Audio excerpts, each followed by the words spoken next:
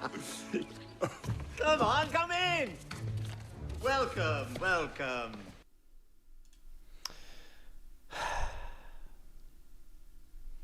Anyone else sad?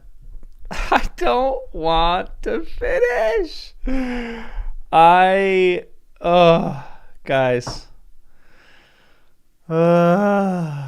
don't know if I'm gonna be well on this one. Man.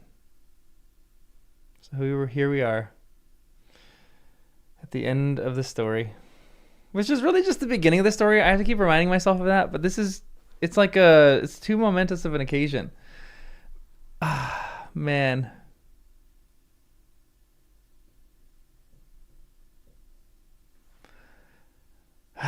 I don't want this journey to end. I just want to spend so much more time with these characters. And I just feel so sad and torn that it's going to end. I'm already starting the stream on a on a terrible note. We're already going depressing right now. Oh, what's up, everyone? How are you guys? How's everyone? How's everyone's day going? Attila, the 500 RSD, thank you. What a journey this was. Sounds weird, but there is a brand new character in the very last chapter. Really? Who's your favorite Tolkien character ever? When you've read everything around 2040, you'll understand why. Interesting. I'm kind of pumped to see who that is. I'll probably tackle the epilogue next week. There's actually no tea. This is, it's like, it was mango juice concentrate with water. So there's like that much mango juice concentrate in there, and the rest is water. I usually never get this, but it was kind of tasty. It's kind of good. I kind of like it. I'm gonna be a mess this stream. Great. I should have started. I should read with my sword or something like that in my hand at the entire read. Mango or Nemo, you like mango juice? Interesting. Yeah, it's a weird. Honestly, it is a bit of a weird mug. It's like square. It doesn't make sense, but it's kind of my favorite mug. It just kind of fits. It's tall, lanky. It's like me.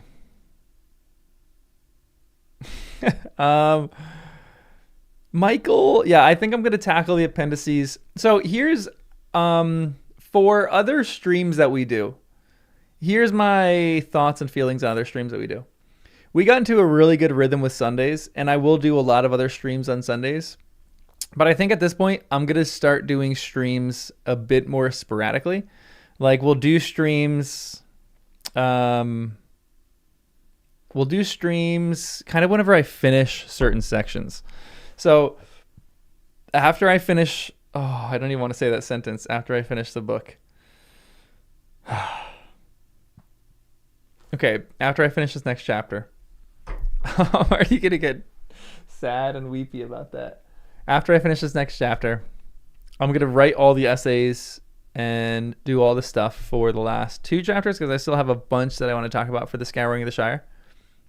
But I'll talk about the Scouring of the Shire, and then I will do essays on, what's the chapter called? The Grey Havens. And then we will just do a bunch of random other streams. We'll do a debrief stream. I'll read the epilogue. Then we'll go into the appendices after that.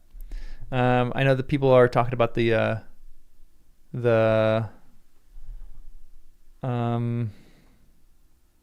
poem of Bilbo, the Song of Bilbo, the Journey of Bilbo. What's that poem called?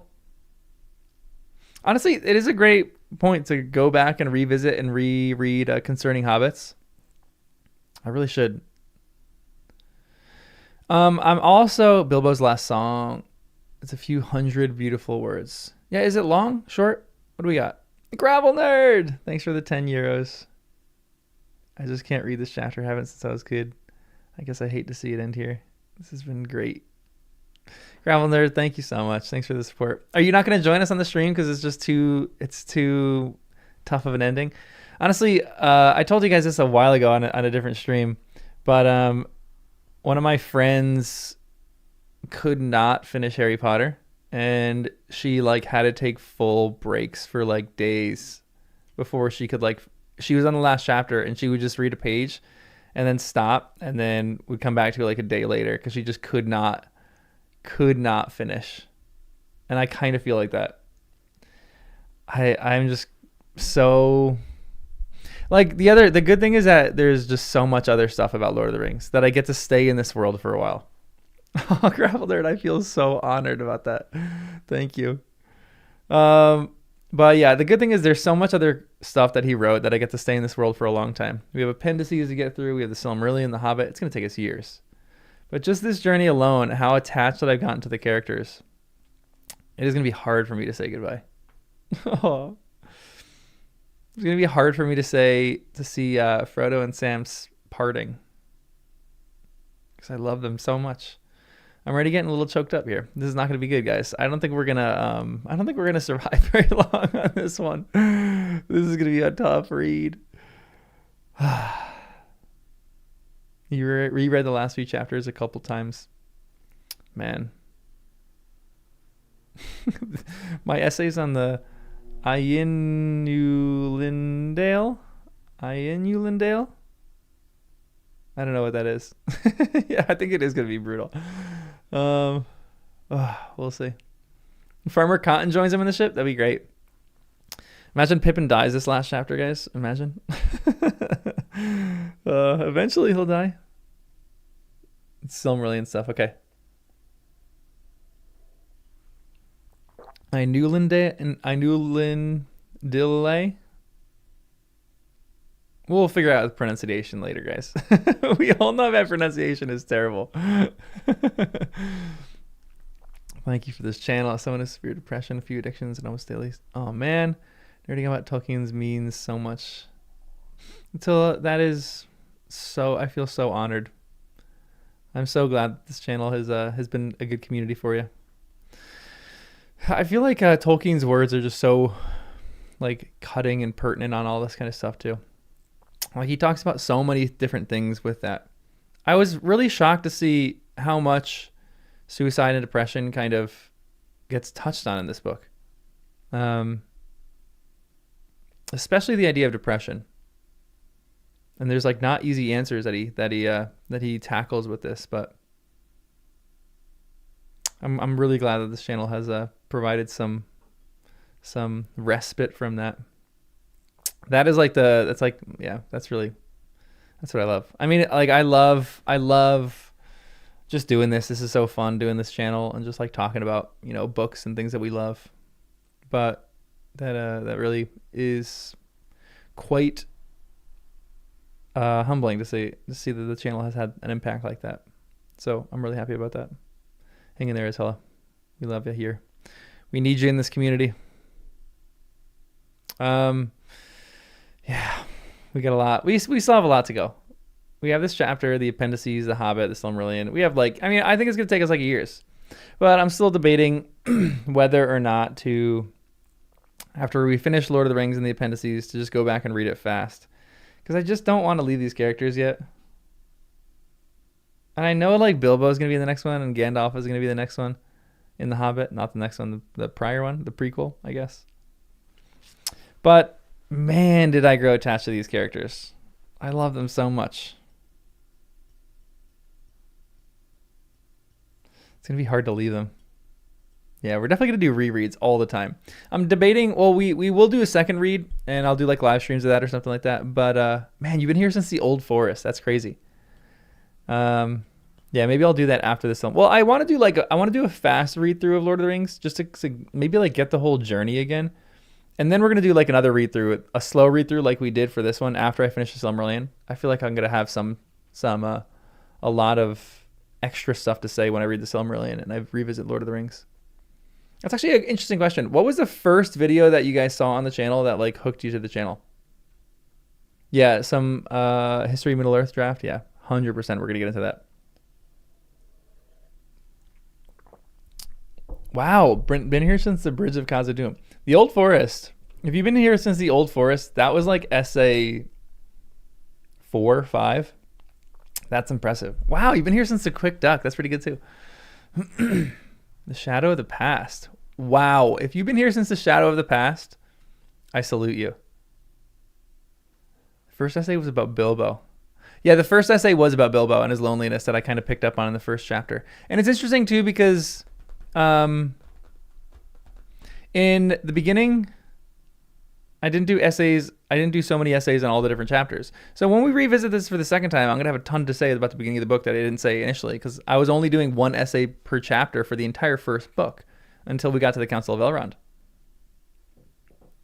Yeah, Nemo has been here the whole time. There's a few people that have been here the whole time. You saw a video of This Is When Pippin Became a Real Man or a Hobbit or something like that. That was a while ago. That was... When was that one? That essay was... When was that essay? I forgot when that essay was. Been here since Ithilien. Wow.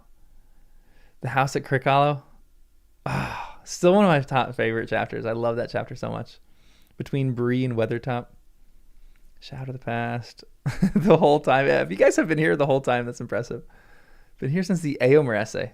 Oh, I love Éomer. I want to go visit him again. I want to hang out and rip Rohan. One of the essays where I gushed about Gimli. That was one of the first ones that really did well, where I just wept about Gimli for a little bit. I didn't stream the early reads. I started streaming them, I think, in the beginning of book 2. Or like I missed all of Fellowship and I started reading them sometime. Actually, maybe book 3. I think it was book 3 that we kind of started. Or book 3 or 4. It was between those two. Yeah, and a lot of people did that too. Like they would get a video and they kind of rewatch some of the old ones that we did just to catch up, see my thoughts and opinions about things.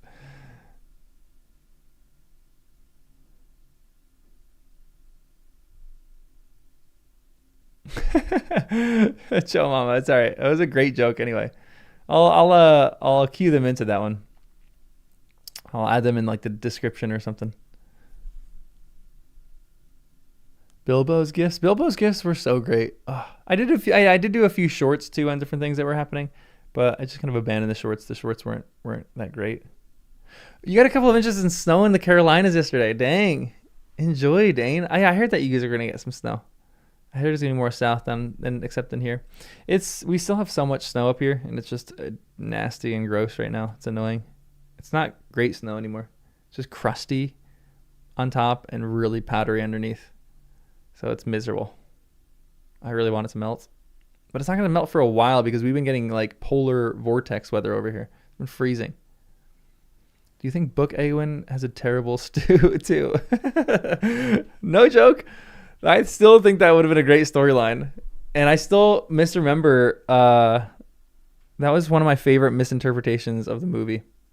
When I thought that when he gives him the goblet, when she gives Aragorn the goblet, I thought there was stew in that, and that he drank the stew and it was actually good, and it showed that she's progressing as a character because she makes bad stew and now she makes good stew, which is honestly that's a great progression of a character. If you become a bad cook and now you're a good cook, I'd love a progression for myself like that. Dang, 6 inches of snow in East Tennessee. Wow. Tennessee got pummeled last storm too. Are you all right? I know Nashville got hammered.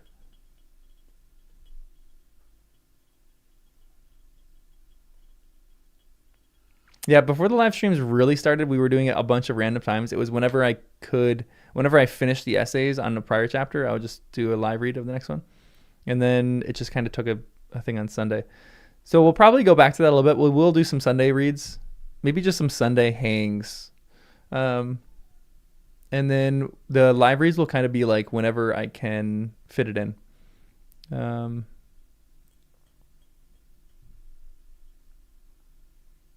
She tried to poison an old man.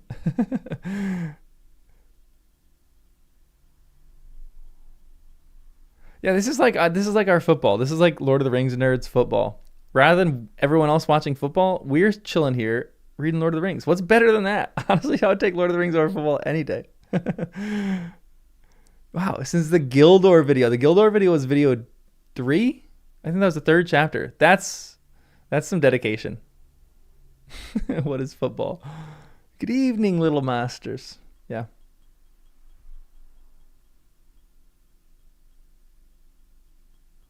Green Christendom. It is gonna be. It's gonna be tough. I'm gonna have. It's gonna be tough. We'll see. We'll see if I can last in this one. Yeah, we should simultaneously do a stream during the Super Bowl. Be in competition with the Super Bowl. Ooh, Attila, how do you like it? You're a third of Half-Blood Prince. Half-Blood Prince, I think, is the best book. I mean, that's what everyone says. It's debatable a little bit. Craig, thank you for the $2. Thanks for the greatest times. Really appreciate it. We're gonna start the read in 10 minutes. At 2, then we'll start reading. Yeah, I feel like the last few Super Bowls, I haven't really watched the last few Super Bowls. I've like watched, but like, you know, it's just been on in the background. I don't remember really like the last time I did watch the Super Bowl. I'm not the biggest football fan. I'll watch it a little bit. Superb Owl. Your team's in it this year. Ooh, who's your team? I hope your team's not the Patriots. I hope your team's the Seahawks, because I'm a Jets fan, and it's sad. I like being a half Jets fan, but ooh, you got the Tolkien cookbook. I need to actually get that. Oh, you're a Patriots fan. Oh no. The real ending of Lord of the Rings stands in Appendix B, A Tale of Years. It is the last ending in the Tolkien Legendarium. Interesting, a real masterpiece. Please read it. Would love if you talked about it. Yeah, we will get to that eventually. Nemo. Yeah, it's kind of true. In the South, it's college football. In my state, we have a college team, but we're not like crazy proud because we have the Jets and the Giants in North Jersey. So you're either a fan of those two teams. You kind of like Rutgers. Rutgers is like the school in Jersey that's like the big school that everyone kind of likes. That they're a decent football school, but they're not great. They used to be good, but yeah. It's more like pro football up here. Azkaban was such a good book. Yeah, Goblet of Fire books are so much better. It's so much better than the movies, which is crazy. Yeah, Lime Mango, thank you. The Exit 16W Nets, darn right. You know, wow. I love that. You know your turnpike exits. That's what we live by in New Jersey. You have to know your turnpike exit or your parkway exit. I'm like a parkway exit person. And most of you probably don't even know anything about what that is. But in Jersey, we live by our roads. Football is life. Oh, we need to do a watch of Ted Lasso. One of the greatest shows ever. Loved Ted Lasso. I still remember reading Azkaban for the, it was like probably my 4th or 5th time reading Azkaban. I think that book is so excellently written. It's just such a fun book. Like, you can kind of figure it out. Chambers of the Secrets is not the best book. I think that's an overstatement. It's the most accurate adaptation for movie, but not the best book. I think the best book is the first one. That's when her editors were doing well.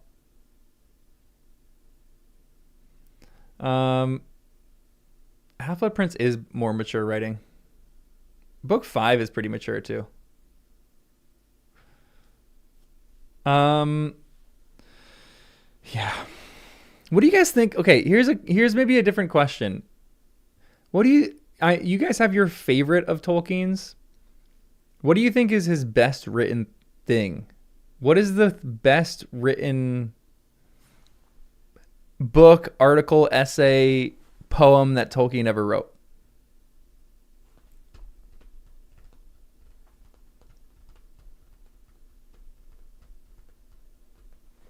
The Silmarillion. Your favorite is the Silmarillion, but what do you think is the best thing that he wrote? Book 5 is so mature. It deals with grief and death. The Hobbit. Interesting. The Return of the King. Lord of the Rings Online. The Monsters and Critics. Beren and Luthien. Ending of the Siege of Gondor was great. Leaf by Niggle or Mythopedia. Another unskippable ad. I'm sorry. I don't control the ads. They just kind of pop up. The Hobbit, easy. Interesting. Battle of the Pelennor Fields. Children of Húrin hits hard. Not saying the best, but impactful. Lord of the Rings.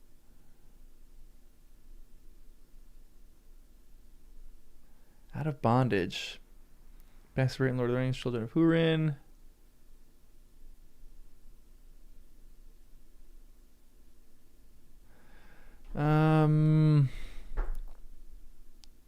Interesting. Farmer Giles of Ham. Yeah, it is like picking your favorite Hobbit. I do like favorites here. You can't really we can't pick favorites, but it's fun asking those questions every once in a while. Or this isn't necessarily even your favorite. This is more like, what do you think is actually the best written? So this is a bit more like you have to form an opinion, because favorites is hard to pick, but you can definitely tell which of your children is the most athletic, or which of your children is the smartest. You have to say that.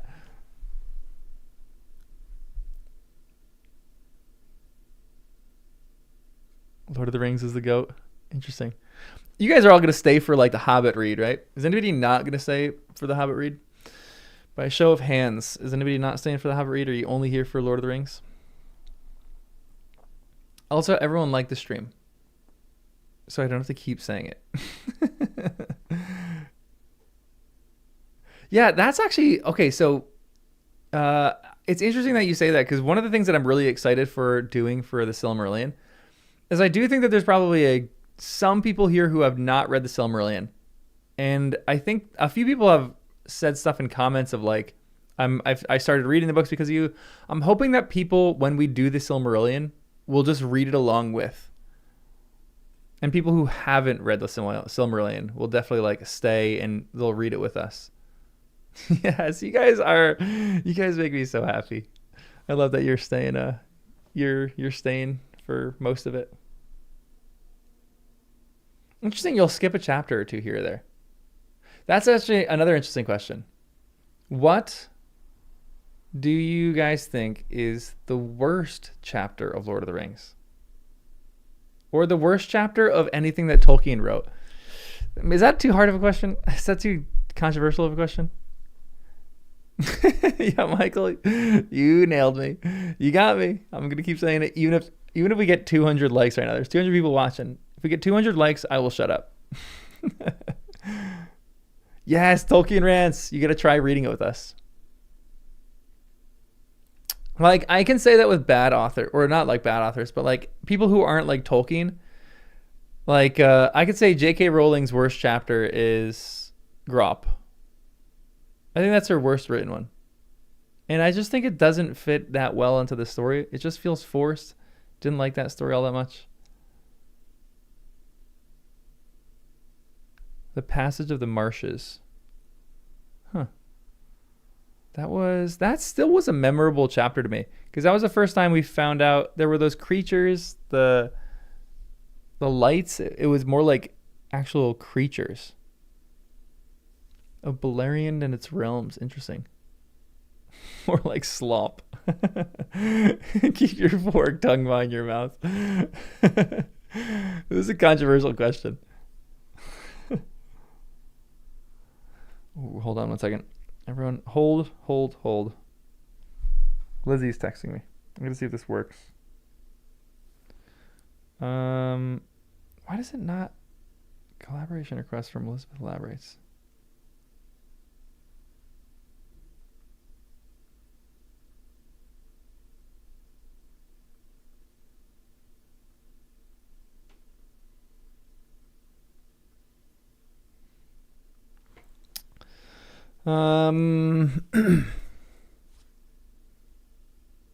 Get the pipes lit.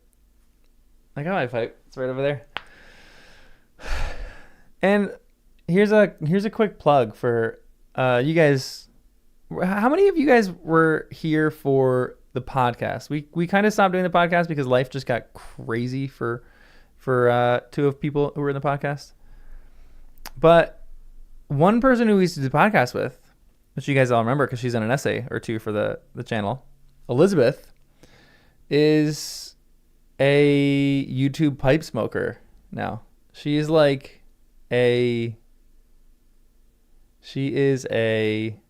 making it huge in the YouTube pipe smoking community. It's actually great. I really love the podcast too. I would love to eventually bring it back, but I just need other people. Like me and Lizzie can do that. I just need 4 people. Nemo, you saw that?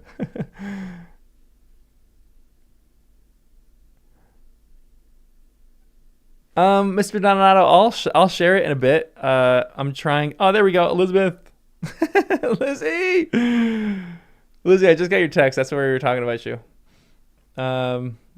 Lizzie, email me that link that you sent so I can actually share it, or not share it, so I can collab, and then I can immediately share that video if you want. But that podcast was really fun. I would love to bring it back, but life stuff just got in the way. And then I just kind of read ahead, so maybe I'll do like this thing, same thing I did for Harry Potter. It was like first time readers, walk through them for the first time, because Danny is still in book 6 and Lizzie's way back in book 5. Oh, something legit. That's sad because St. Mungo's was no, actually, so I agree with you, but I don't, because Christmas on the Closed Ward was one of my favorite chapters because it gives we'll start in a few, start in 2-3 minutes. It was one of my favorite chapters because you have Neville's backstory, and I just love that. I thought that was so great. Oh, Lewis, thank you. Louis Alfieri. You just discovered the channel. I'm glad that it's having a impact on you.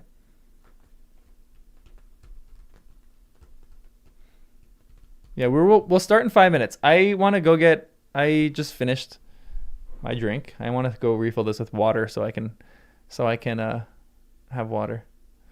Honestly, stalling because I'm like too sad to finish the last chapter. Let's be completely honest. I'm going to need to take long breaks after each page. This could be like a 7-hour long stream. Yes, I love that you're going to read the Silmarillion for the first time. Yeah, I'm going to be reading everything from Tolkien. So that's the thing. A lot of people talk about that in the comments. Like, they're like, oh, are you going to read the Silmarillion? Everything that Tolkien has ever written, I'm going to attempt to get to eventually. Oh, you share Neville's birthday? That's sweet. I love that.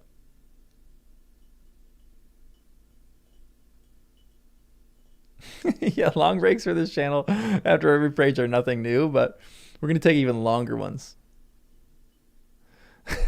Yeah, I just say that after every single page. If I read one more page, it'll be the furthest I've ever read in the Lord of the Rings. Imagine how awful that would be if I just kept doing that. Yeah, I'm kind of with you, Maya, too. I kind of agree with that. I feel like people have been playing it up that it's going to really hard read, but I don't think it's going to be that hard. Well, I think it's going to be more challenging than Lord of the Rings. I think it's going to be more historical, but I do love history books. And people talked about it's like a combination of, like you guys were saying, like the Old Testament and a history book. I think it's going to be fun. I think it's going to be great. I think it's going to be a lot of fun to read that. Yeah, Nemo, but let's be honest, 14-year-old you is probably the equivalent to like 35-year-old me. So I don't think it's going to be that hard for me, but guys, give me 1 second. I'm going to go fill up some water, and then as soon as I sit down again, we'll start. Give me a minute. Maybe less. Maybe like 33 seconds.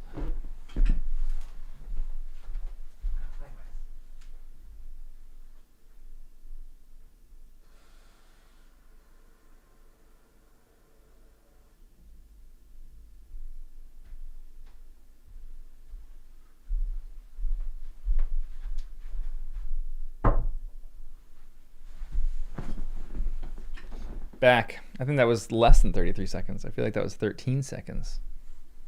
Gotta put my blanket back on because it's cold in here.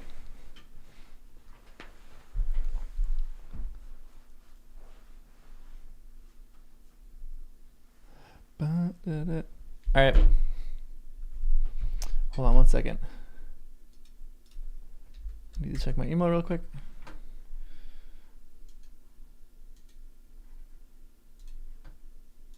Sorry, everyone. Give me 1 second. I got a collab on this video that me and Lizzie did.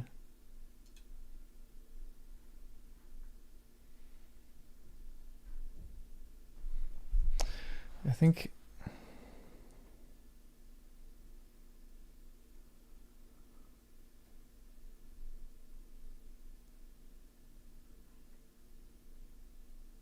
One second, everyone.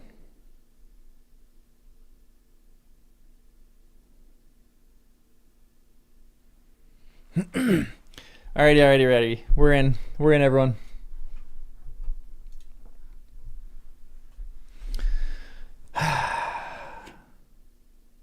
You know that like moment when Gandalf like is saying goodbye to them in the movies? And so here comes the end of our friendship. Ugh. No! No! I don't want to do it. I feel so conflicted. Yeah, this is not the end. This is just the beginning.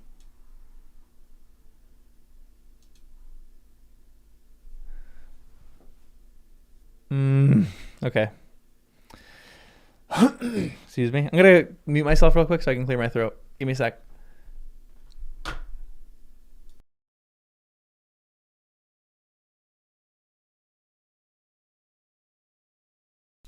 Sorry.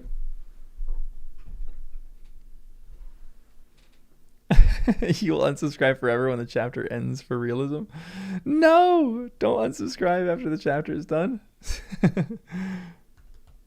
Not very Jordy. Perfect timing. I know. I just keep having to stall because I just don't want to finish. I just don't want to do this, guys. This is too hard.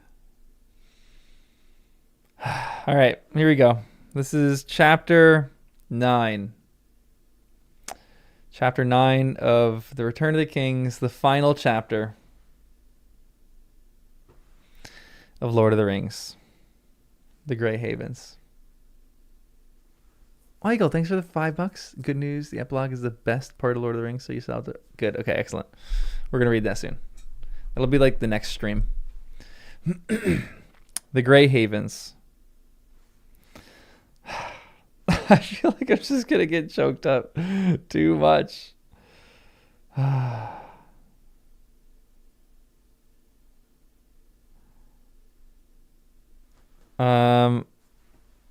second. Sorry, Lizzie keeps texting me.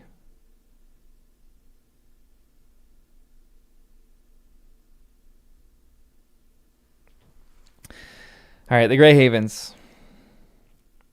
The clearing up certainly needed a lot of work. It's just going to hit me at random times that we're reading the last chapter, and it's just going to hurt. No. The clearing up certainly needed a lot of work, but it took less time than Sam had feared. The day after the battle, Frodo rode to Michael Delving and released the prisoners from the lockholes. One of the first they had found was poor Fredegar Bolger. Fatty no longer, because he got really thin. No. I'm so glad that he's alive. That's so funny. I kind of forgot about Fredegar. How could I forget about Fatty Bolger? He had been taken when the ruffians smoked out a band of rebels that he led from their hidings up in the Brockenbors by the hills of Scary. Yeah, so did Peter Jackson for sure. You'd have done better to come with us after all, poor old Fredegar, said Pippin, as they carried him out, too weak to walk. Oh. He's too weak to walk? That's sad. He opened an eye and tried gallantly to smile. Who's this young giant with a loud voice? He whispered. Not little Pippin. What's your size in hats now? He realizes that he's gotten bigger. Then there was Lobelia. who has my respect forever now. Poor thing. She looked very old and thin when they rescued her from the dark and narrow cell. She insisted on hobbling out on her own feet. And she had such a welcome. And there was such a clapping and cheering when she appeared, leaning on Frodo's arm but still clutching her umbrella, that she was quite touched, and drove away in tears. She had never in her life been popular before. Oh, that's so sweet. This chapter is going to crush me, guys. But she was crushed by the news of Lotho's murder.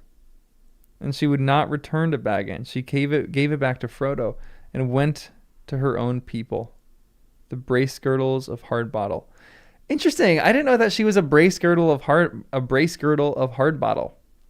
Interesting.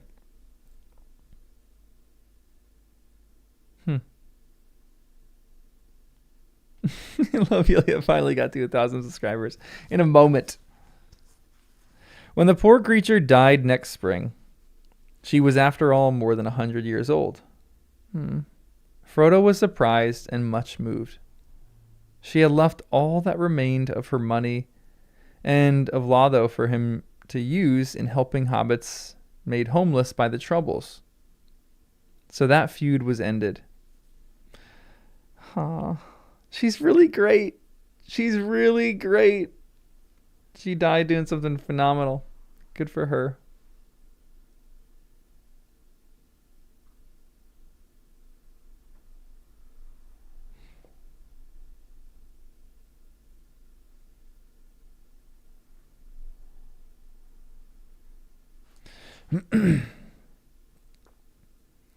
Old Will Whitfoot had been in the Lockholes longer than any, and though he had perhaps been treated less harshly than some, he needed a lot of feeding up before he could look the part of mayor. So Frodo agreed to act as his deputy until Mr. Whitfoot was in shape again. Interesting that Frodo's his deputy there. Interesting too, Michael. That's a great point. In the movie, Bilbo says Frodo's not some block-headed Bracegirdle from Hardbottle. That's great. He's insulting the Sackville Bagginses. Love that. The only thing that he did as deputy mayor was to reduce the sheriffs to their proper function and number. The task of hunting out the last remnant of the ruffians was left to Merry and Pippin, and it was soon done. The southern gangs, after hearing the news of the Battle of Bywater, fled out of the land and offered little resistance to the Thane. Before the year's end, the few survivors were rounded up in the woods, and those that surrendered were shown to the borders. Meanwhile, the labor of repair went on apace, and Sam was kept very busy. Hobbits can work like bees when the mood and need comes on them. Now there were thousands of willing hands of all ages, from the small but nimble ones of the hobbit lads and the lasses to the well-worn and horny ones of the gaffers and the gammers. Before Yule, not a brick was left standing on the new sheriff houses, or of anything that had been built by Sharkey's men. But the bricks were used to repair many an old hole, to make it snugger and drier. Great stories of goods and foods and beer were found that had been hidden away by the ruffians in sheds and barns and deserted holes, and especially in the tunnels at Michael Delving and in the old quarries at Skerry, so that there was a great deal better cheer that Yule than any had hoped for.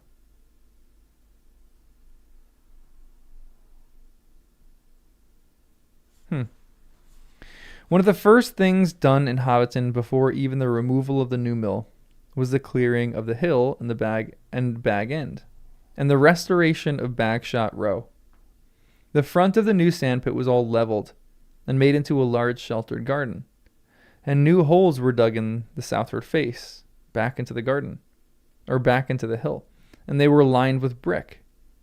The gaffer was restored to number 3.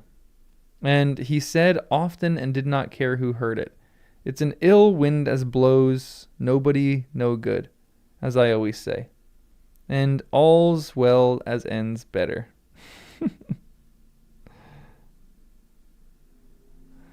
There was some discussion of the name that the new row should be given. Battle Gardens was thought of. Or Better Smiles. After a while, in a sensible Hobbit fashion, it was just called New Row. It was purely Bywater joke to refer to it. It was a purely Bywater joke to refer to it as Sharky's End. Cute. I love that. Good little cultural things there.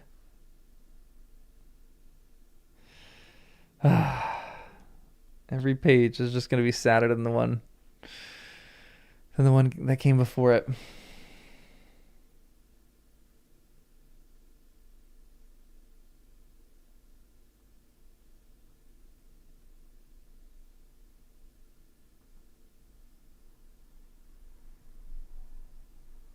Sorry, I got a text.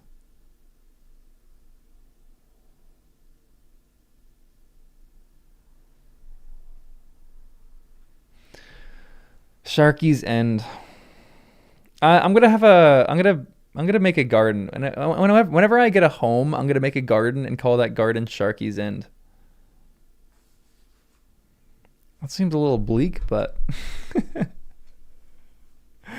yeah, these are all staged. These are all staged texts. I'm just telling my friends, text me a lot right now so that I can not finish this book. Sarah, I love that you're literally chopping onions too. I'm about to be chopping onions. I'm gonna make that as my my fake. I'm gonna say I'm chopping onions right now. This is so good. The trees were the worst loss and damage. That hurts. That hurts. For at Sharky's bidding, they had been cut down recklessly, far and wide over the Shire. And Sam grieved over this more than anything else, which I would be the same Sam. For one thing, this hurt would take long to heal.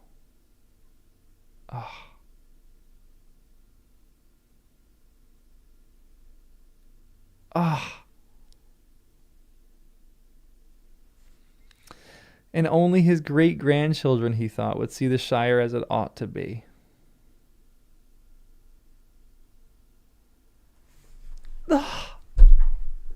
Gosh, that is so sad. When do here's maybe a side question. When do hobbits start having children?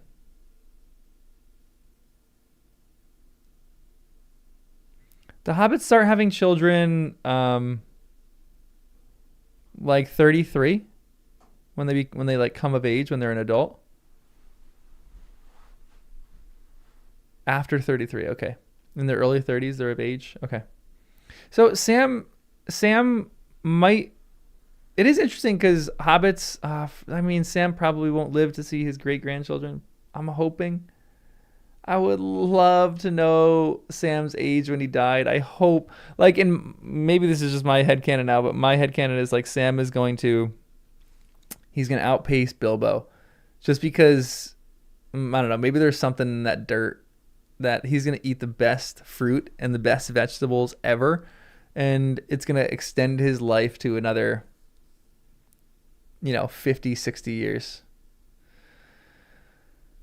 This is a read and find out. All right, let's keep reading. There's probably appendices, but we'll see if it's in here. That's a sad line.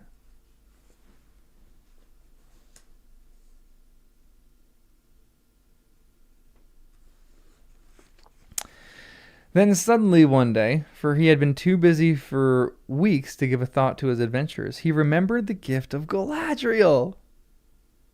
He's going to skip this over his garden. He brought the box out and showed it to the other travelers. How did he forget this? This is crazy that he forgot this to me. For so they were now called by everyone. That's cute that they have like nicknames. And asked their advice. I wondered when you would think of it, said Frodo. Frodo! Dude, This is, to me, this is the book equivalent. You know, in Harry Potter, when Harry realizes that he has the mirror and that he could have saved Sirius's life had he just, spoiler alert, had he just had the mirror. This is that moment when he is like, I've had this box of dirt the whole time. Dude, come on. Scatter this dirt. We need good Galadriel dirt in your garden, Sam. Inside it was filled with a gray dust, soft and fine, in the middle of which was a seed, like a small nut with a silver shell. What can I do with this? Said Sam.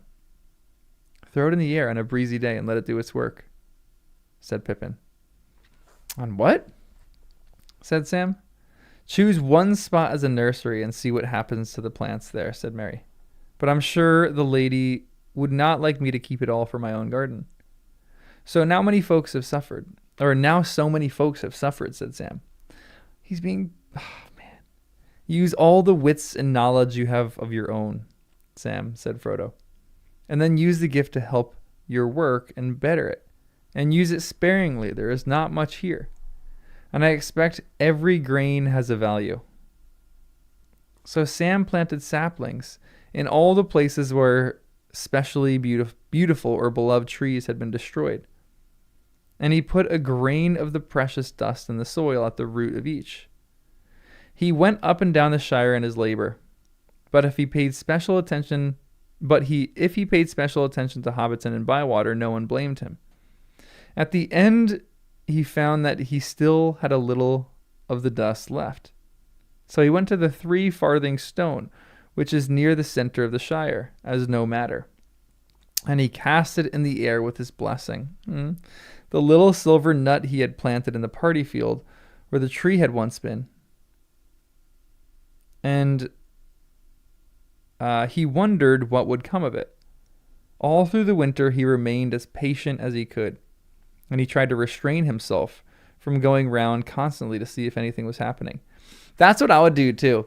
That's actually great. I love that he did that. So we're going to have trees in all those spots. So hopefully maybe his generation will be able to see these trees. I wonder how fast they're going to be able to grow. This is so interesting. I think I'm curious too, because are the Maloran trees that big because Galadriel blessed the soil, or are Maloran trees that big because they're just that big? Are they like the redwoods, but yeah, I guess Tolkien didn't have a full detailed analysis of the Maloran trees and how they how they work. But you never know.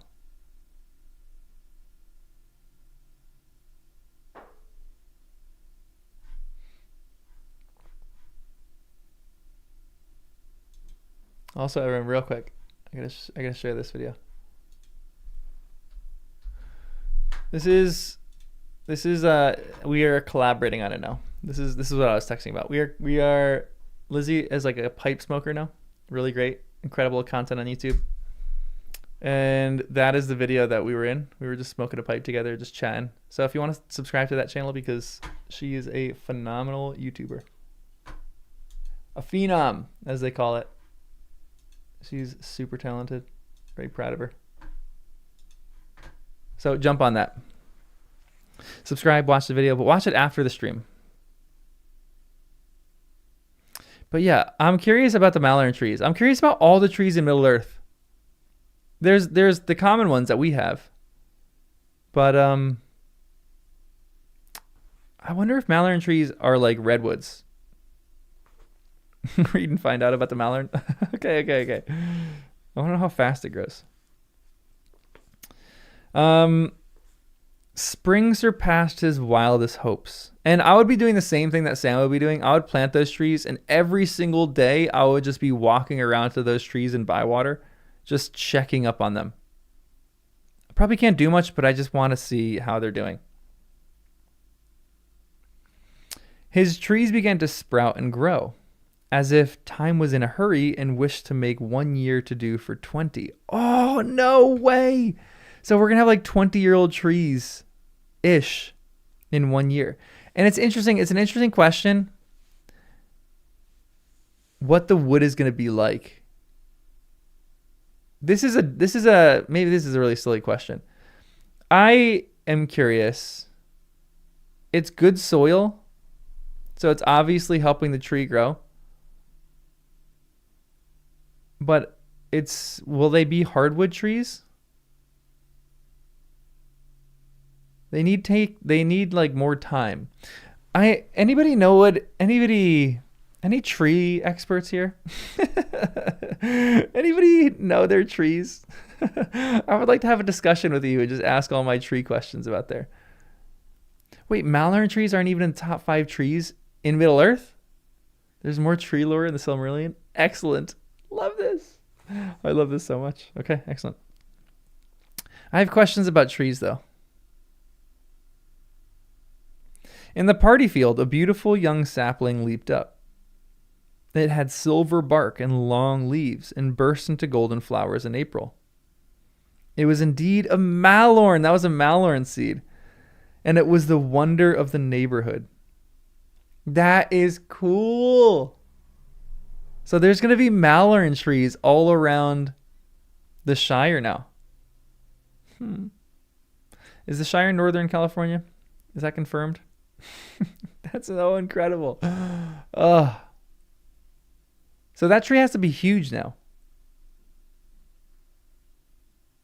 I want to know the size of this. It was the wonder of the neighborhood. In after years, as it grew in grace and beauty, it was known far and wide, and people would come on long journeys to see it.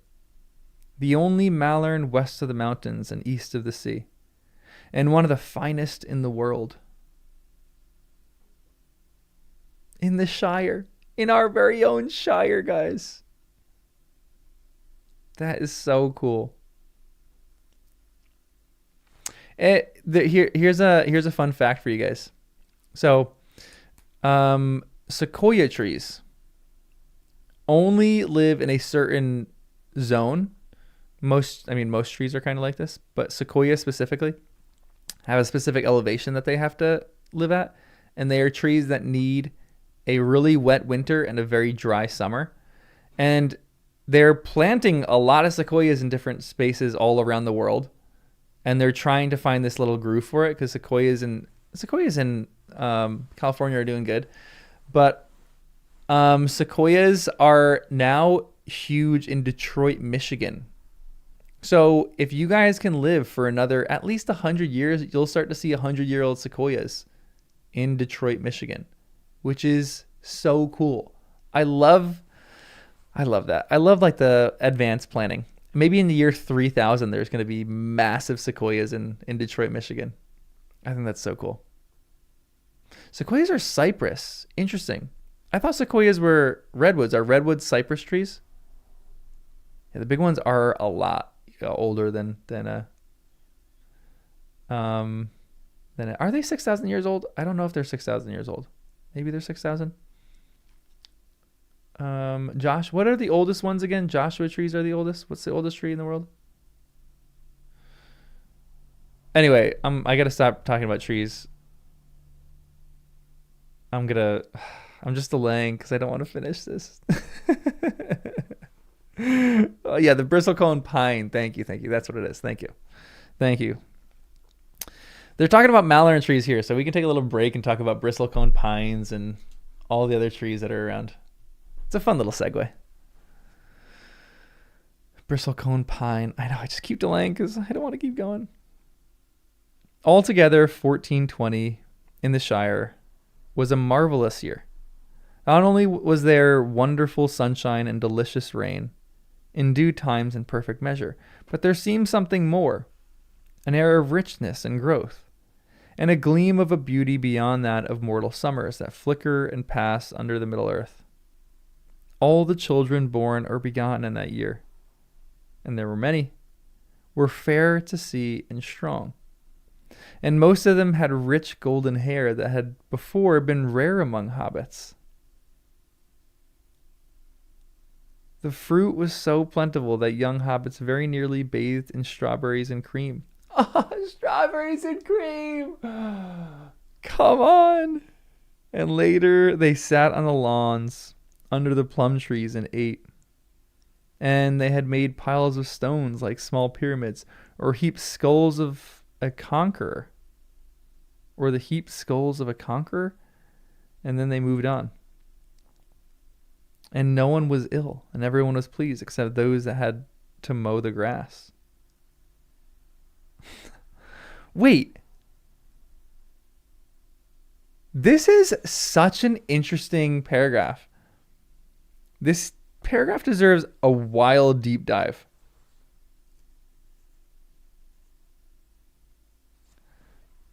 Is the Shire becoming heaven on earth? Like, we're bathing in strawberries and cream. The children have rich golden hair. It's genetically modifying hobbits.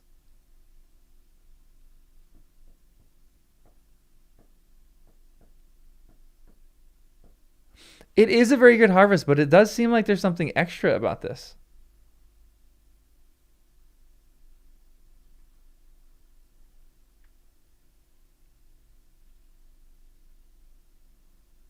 All children born or begotten in that year, and there were many. And most of them had rich golden hair. They were fair and strong.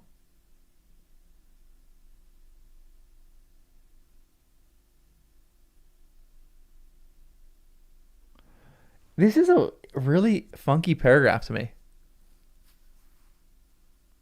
For sure, like a special blessing. I definitely think it's just a good harvest. I think that's the beginning of it. But this is like a magically good harvest. Yeah, GMOs, Galadriel's, modified organisms, 100%. Like, it feels like, okay, like, again, I don't know much about Galadriel, so I'm gonna speculate. She seems like she's one of the most important elves. One of the most important. She seems to have powers that other people don't have. Is she one of the oldest? Okay, don't give me like that many spoilers, but I think I remember talking about how is she one of the elves that is on Middle Earth who was born in the Undying Lands and who's actually seen the Undying Lands? So if she has been there, it almost makes sense that she is like has some of that magic still encased in who she is. And disturbing thought, is Galadriel's dirt her manure? is like the cellular structure of her body changing that soil so that the soil now is like soil almost from the Undying Lands? Galadriel's energy drink with Elendil's extract when you have to get to the crack of doom.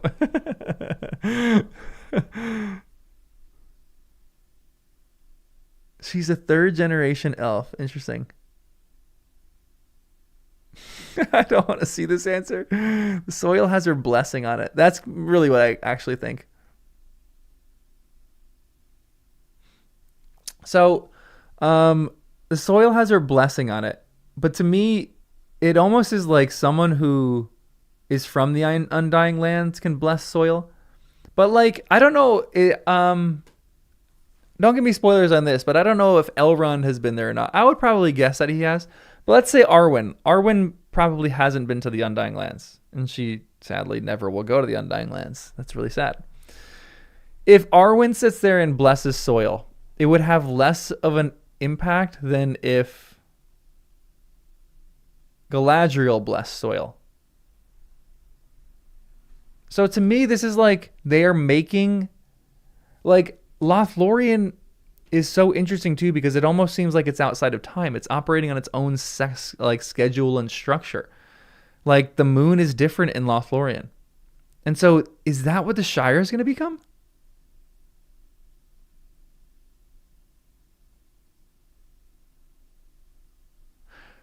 This is Like, are hobbits the new elves?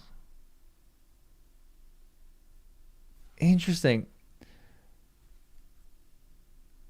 Yeah, this is all Silmarillion stuff. We got to read the Silmarillion. I'm not reading any chat because I know that I'm asking questions and some people just cannot help but chat about stuff.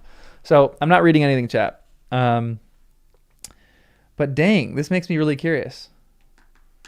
Just an interesting paragraph right there. A really interesting paragraph. I have so many more thoughts about that, but I'll write them in an essay.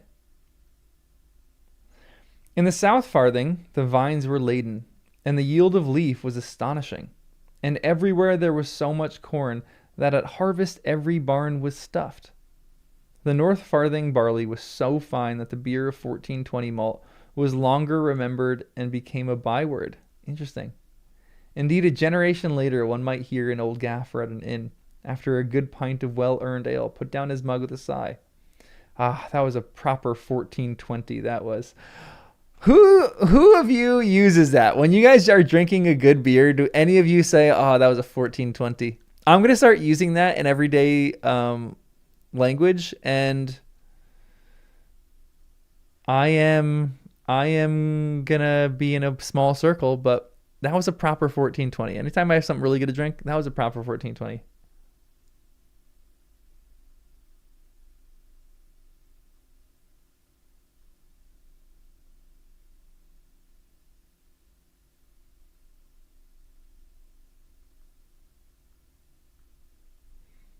Honestly, that is like a wee joke.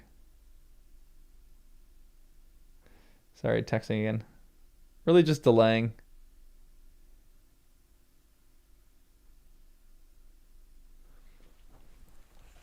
$14.20. That is really fun that it's 420 and 1420.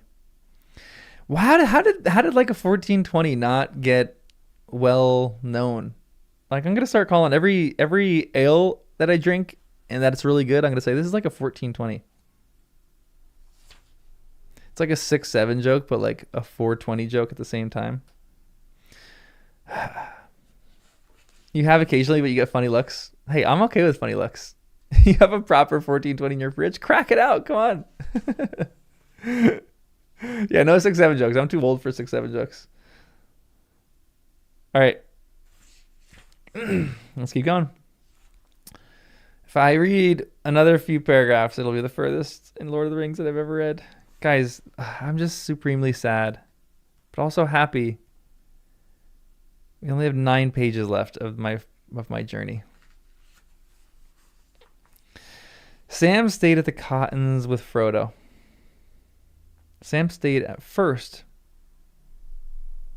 at the Cottons with Frodo. But when the new row was ready, he went with the gaffer. In addition to all his other labors, he was busy dictating the cleanup and restoration and restoring of Bag End. But he was often away in the Shire on his forestry work.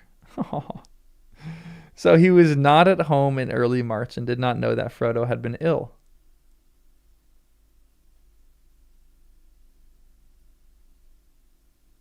I hope that's just like a light illness. I hope it's not like long-term illness.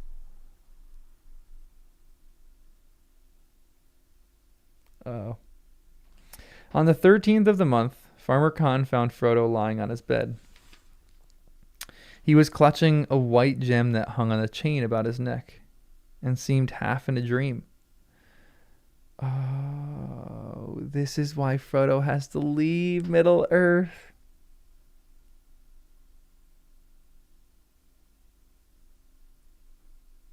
Oh, I'm not going to be well. It is gone forever, he said, and now all is dark and empty. But the fit passed. It is gone forever, he said, and now all is dark and empty. What would he be talking about?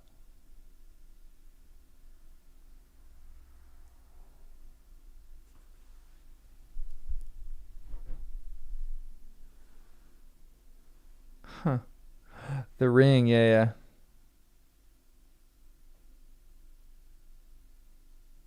Interesting. I did not think of that at the first. That's obvious to me now, but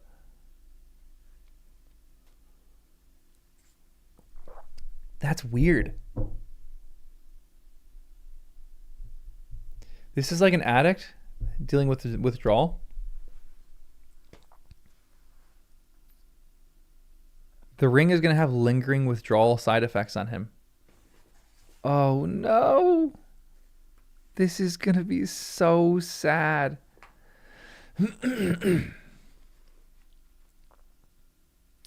But the fit passed, and when Sam got back on the 25th, Frodo had recovered, and he said nothing about himself.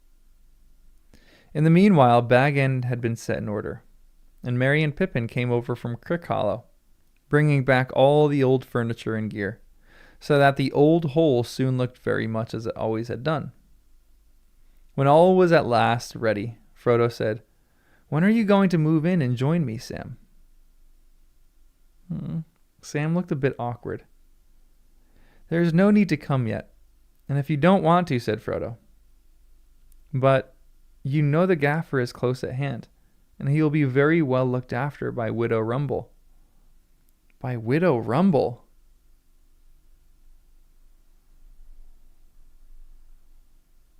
Who's Widow Rumble?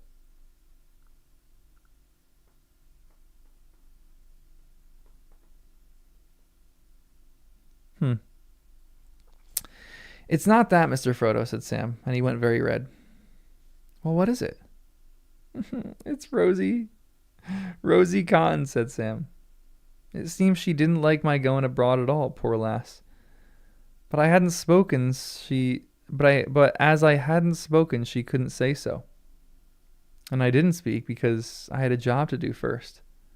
But now I have spoken, and she says, 'Well, you've wasted a year, so why wait longer?' 'Wasted,' I says. I wouldn't call it that. Still, I see what she means. I feel torn in two, as you might say." Oh.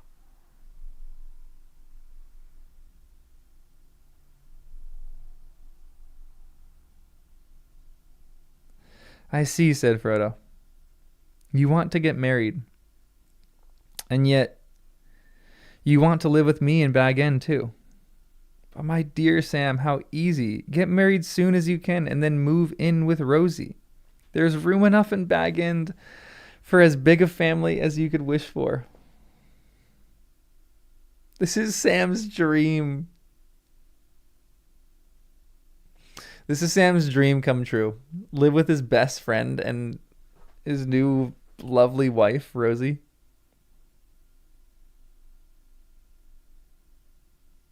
Oh, Frodo, his generosity here. Yeah, honestly, Frodo can't really choose between his two loves. That is kind of funny to me. He's really having a hard time. Frodo or Rosie. Rosie's going, "Are you kidding me, dude? Come on."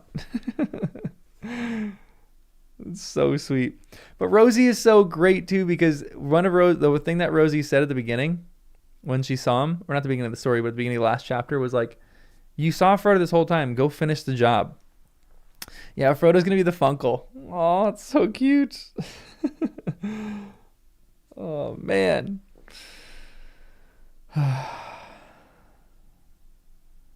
Give me a sec. 1 second.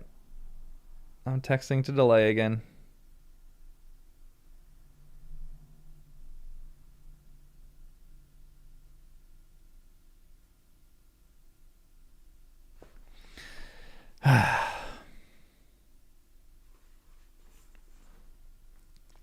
And so it was settled. Sam Gamgee married Rosie Khan in the spring of 1420. What a great year, which is also famous for its weddings. And they came and lived at Bag End. And if Sam thought himself lucky, Frodo knew that he was more lucky himself, for there was not a hobbit in the Shire that was looked after with such care. When the labors of repair had all been planned and set going, he took to a quiet life, writing a great deal and going through all his notes. He resigned the office of deputy mayor at the Free Fair that midsummer, and dear old Will Whitfoot had another 7 years of presiding at banquets. Merry and Pippin lived together for some time at Crickhollow. Cute. And there was much coming and going between Buckland and Bag End. The two young travelers cut a great dash in the Shire with their songs and tales and their finery and their wonderful parties. Lordly folk called them, meaning nothing but good. For it warmed all hearts to see them go riding by with their mail shirts so bright and their shields so splendid, laughing and singing songs afar away. And if they were now large and magnificent, they were unchanged otherwise, unless they were indeed more fair-spoken, and more jovial and more full of merriment than ever before. Man. You know what? There's a really interesting comparison, I think, with Merry and Pippin versus like a Bilbo. Where's my pencil? Like coming back from a tale or like a journey like this, it's interesting because I think Bilbo, and I only am getting this for the first chapter of Lord of the Rings, but I feel like he struggled with it. I think he came back and realized that he was alone. And it's so interesting that when you come back on journeys like this, they have each other and they can kind of get through their aloneness together. Yeah, Merry and Pippin are George and Fred. Oh, rest in peace. I love this. Like they're just able to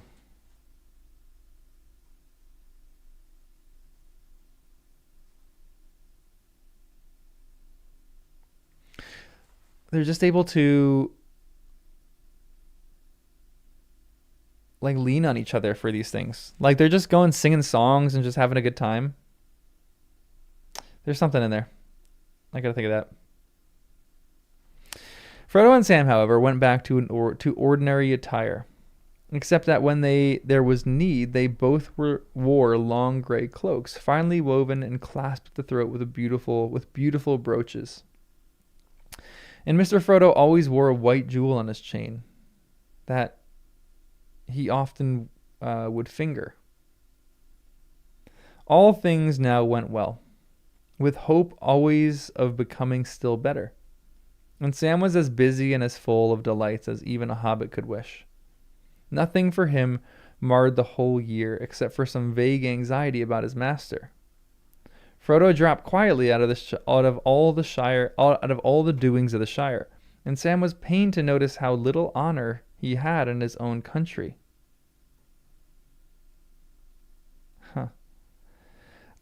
It's interesting, but for Sam, I don't think all the honor in the world could amount in Sam's head for what they should give to Frodo. You know what I mean?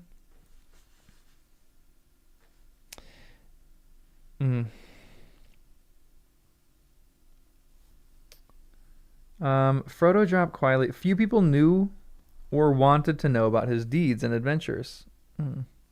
Their admiration and respect were given mostly to Mr. Meriadoc and Mr. Peregrine, and, if Sam had known it, to himself. Also in the autumn there appeared a shadow of old troubles.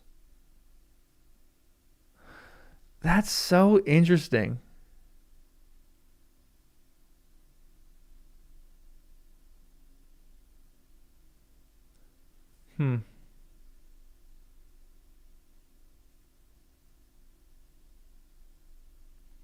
It's sad because it's almost like the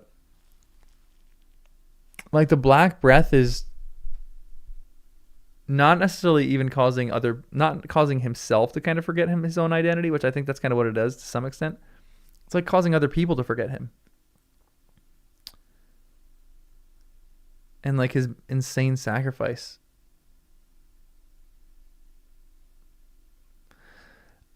It's so interesting.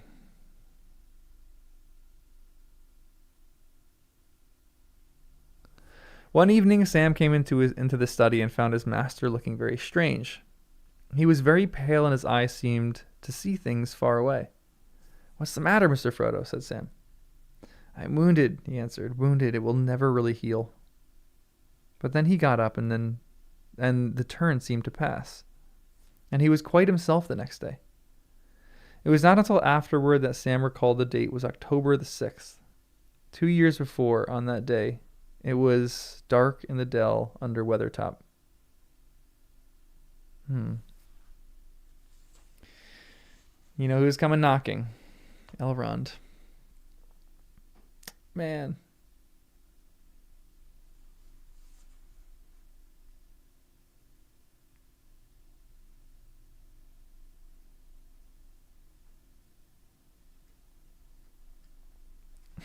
This is so sad. I don't want to keep reading. I feel like I need a break right now.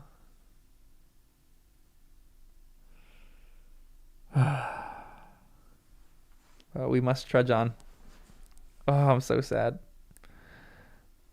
Time went on. And 1421 came in. Frodo was ill again in March, but with a great effort, he concealed it.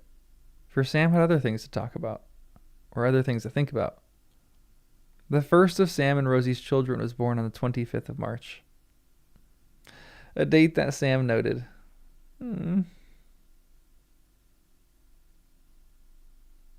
Well, Mr. Frodo, he said, I'm in a bit of a fix. Rosie and me had settled to call him Frodo with your leave. But it's not him, it's her. Though as pretty a maid child as anyone could hope for, taking after Rosie more than me, luckily. So we don't know what to do. Well, Sam, said Frodo, what's wrong with the old custom? Choose a flower's name, like Rose.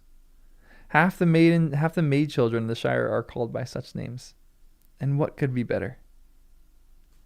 I suppose you're right, Mr. Frodo, said Sam. I've heard some beautiful names on my travels, but I suppose they're a bit too grand for daily wear and tear, as you might say. The gaffer, he says, make it short and then you won't have to cut it short before you can use it. But if it's to be a flower name, then I don't trouble about the length. It must be a beautiful flower because, you see, I think she is very beautiful and is going to be beautifuler still. Frodo thought for a moment. Well, Sam, what about Eleanor?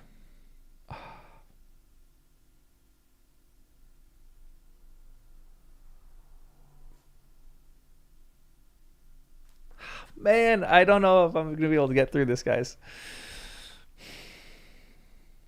The Sun Star. You remember the little golden flowers in the grass of Lothlorien? You're right again, Mr. Frodo. And Sam delighted. That's what I wanted.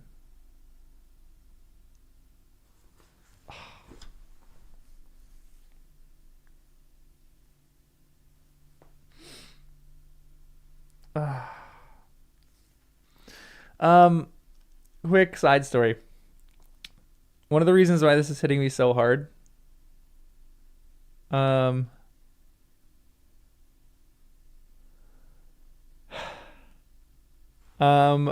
am one of my niece. I have a few nieces.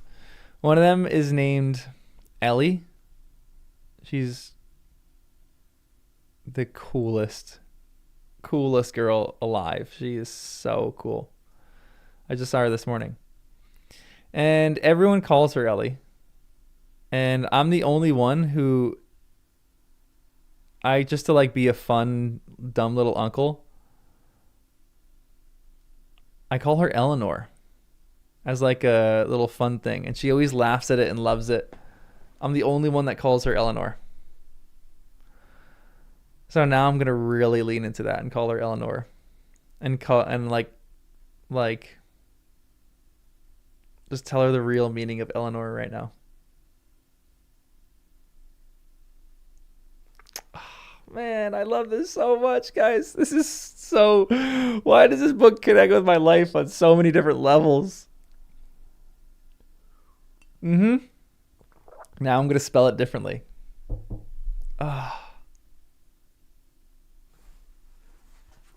Wow, just the levels of meaning here. This is so beautiful. She is a little sun star.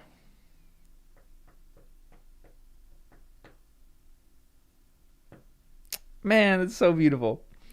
Little Eleanor was nearly 6 months old, and 1421 had passed to its autumn, when Frodo called Sam into his study. "It will be Bilbo's birthday on Thursday, Sam," he said. "And he will pass the old Took. He will be 131. "So he will," said Sam. "He's a marvel."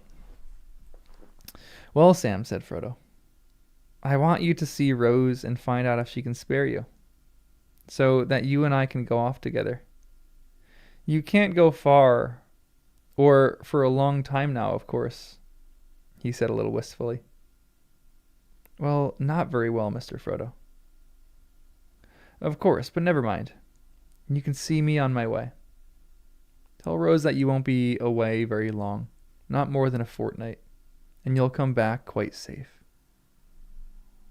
"I wish I could go all the way with you to Rivendell, Mr. Frodo, and see Mr. Bilbo," said Sam. "And yet the only place I really want to be in is here. I am that torn in two."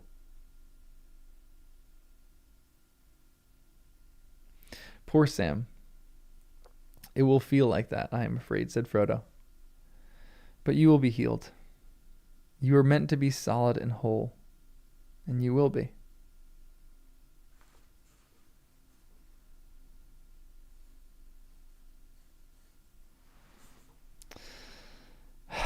This is going to crush me, guys.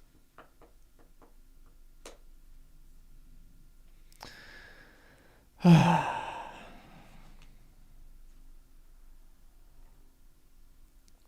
the next day or two, Frodo went through his papers and his writings with Sam, and he handed over his keys. There was a big book with plain red leather covers. Its tall pages were now almost filled. At the beginning, there were many leaves covered with Bilbo's thin, wandering hand, but most of it was written in Frodo's firm, flowing script. It was divided into chapters, but 80 was unfinished. And after that, there were some blank leaves. The title page had many titles on it, crossed out one after another. So, My Diary, My Unexpected Journey, There and Back Again, and What Happened After, Adventures of 5 Hobbits, The Tale of the Great Ring, compiled by Bilbo Baggins from his own observations and the accounts of his friends, What We Did in the War of the Ring. Here Bilbo's hand ended, and Frodo had written, The Downfall of the Lord of the Rings, and the Return of the King. What a cool title.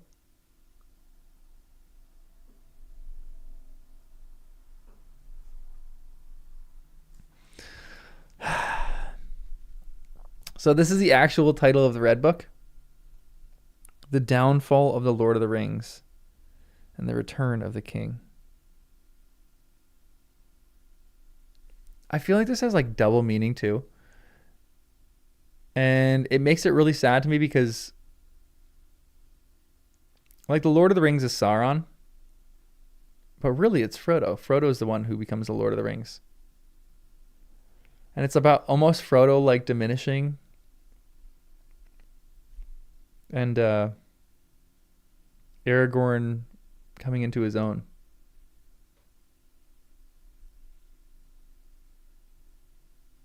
I haven't even finished reading the title. I know. As Seen by the Little People, being the memoirs of Bilbo and Frodo of the Shire, supplemented by the accounts of their friends and the learning of the wise, together with extracts from books of lore translated by Bilbo and Rivendell. Why, you have nearly finished it, Mr. Frodo, Sam exclaimed. Well, you have kept at it, I must say. I have quite finished, Sam, said Frodo. The last pages are for you. Oh, this is gonna just hurt when they say goodbye.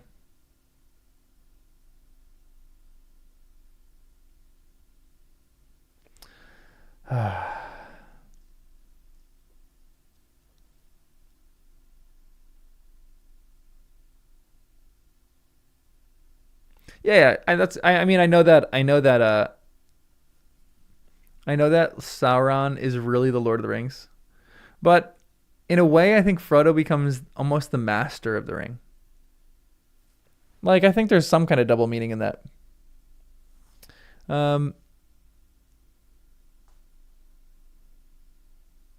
Like the ring kind of does master him to some extent, but really, like Frodo, in a metaphorical way, I feel like kind of became the Lord of the Rings, or the Lord of the Ring. Maybe the rings being plural. So I guess he's not Lord of the Rings. I guess he's the Lord of the Ring. So, yeah.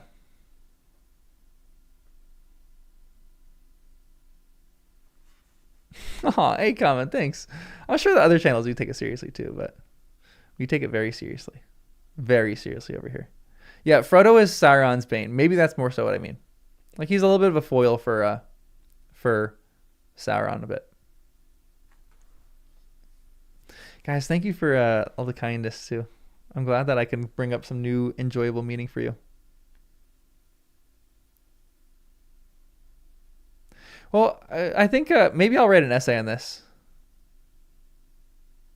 Very wrong, but well intentioned. I'm gonna write an essay on this. I do think, you know, Frodo did fail, and he wasn't really gonna succeed in it. But I do still think in a way that he is like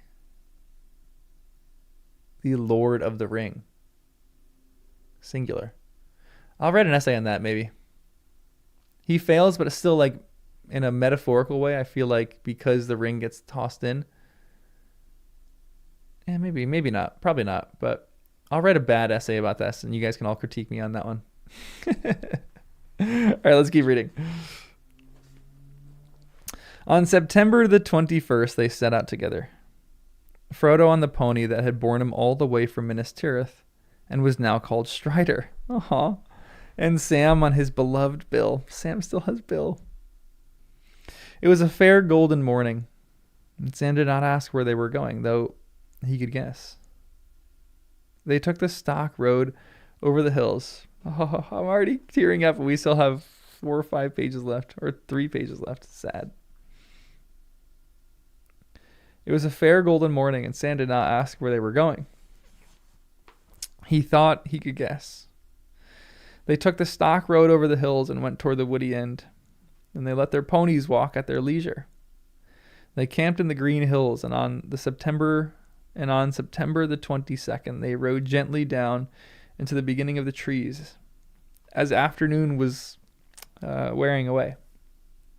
Man, this is going to be a hard few chapters, or hard few pages, guys. Whew. If that isn't the very tree you hid behind when the Black Rider first showed up, Mr. Frodo, said Sam, pointing to the left. It seems like a dream now. It was evening, and the stars were glimmering in the eastern sky as they passed the ruined oak and turned and went on down the hill between the hazel thickets. Sam was silent, deep in his memories. Presently he became aware that Frodo was singing softly to himself, singing the old walking song, but the words were not quite the same. Still round the corner there may wait a new road or a secret gate, and though I oft have passed them by, a day will come at last when I shall take the hidden paths that run west of the moon, east of the sun. And as if in answer from down below, coming up the road out of the valley, voices rang. Now Elbereth Gathoniel, Siliveran Panamuriel, O Mangal Aglar Elanath, Gathoniel a Elbereth, we still remember, we who dwell in this far land beneath the trees, the starlight on the western seas. This is a pretty beautiful thing too. Frodo and Sam halted and sat silent in the soft shadows until they saw a shimmer as the travelers came toward them. There was Gildor and many fair elven folk. And there, to Sam's wonder, rode Elrond and Galadriel. Gildor is here too. That's fun. Elrond wore a mantle of gray and had a star upon his forehead, and a silver harp was in his hand. And upon his finger was a ring of gold with a great blue stone.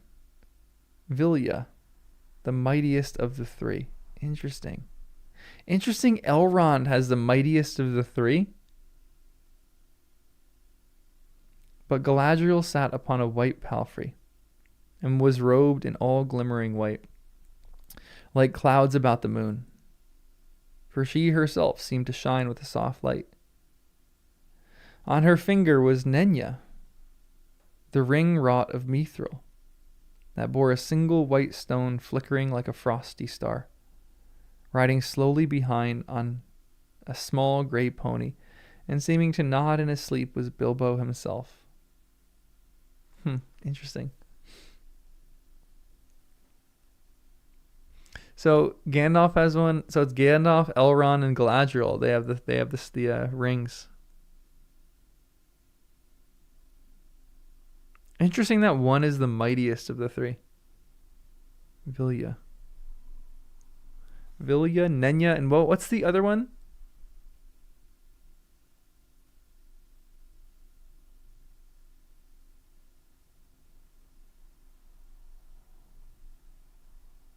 Narya. Interesting. Yeah, that was spoiled to me that Gandalf has one. I know we don't technically know that, but I heard it. I kept seeing it in chat all the time, so that one was a little spoiler for me. But that's all right. Yeah, probably in the next few sentences. So we'll get there soon. Elrond greeted them gravely and graciously, and Galadriel smiled upon them. "Well, Master Samwise," she said, "I hear and see that you have used my gift well. The Shire shall now be more than ever blessed and beloved." Sam bowed, but found nothing to say. He had forgotten how beautiful the lady was. Then Bilbo woke up and opened his eyes. "Hello, Frodo," he said. "Well, I may have passed the old Took today. So that's settled, and now I think I am quite ready to go on another journey. Are you coming?" "Yes, I am coming," said Frodo.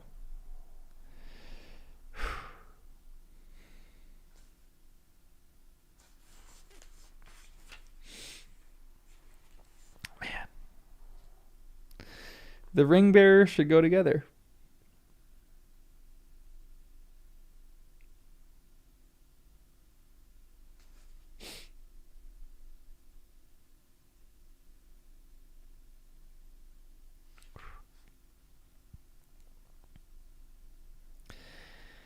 "Where are you going, Master?" cried Sam. Man.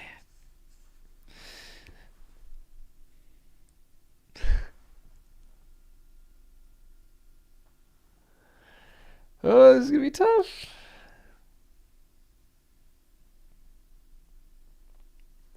Though at last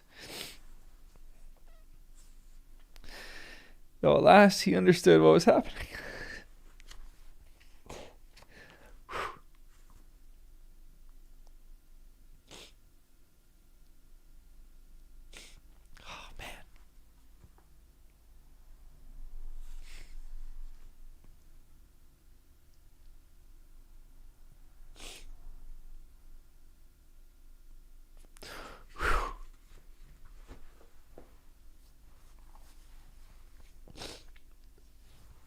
Man, this is going to be brutal. This is going to be rough.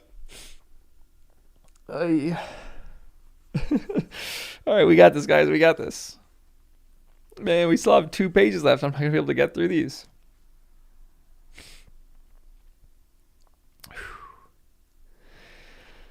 "To the haven, Sam," said Frodo.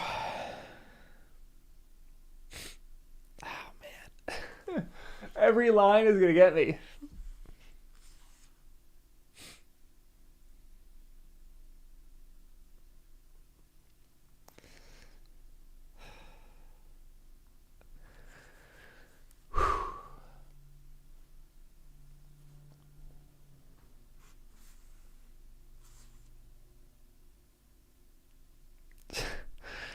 Whew, sorry guys, need a second. No, Sam. Not yet, anyway.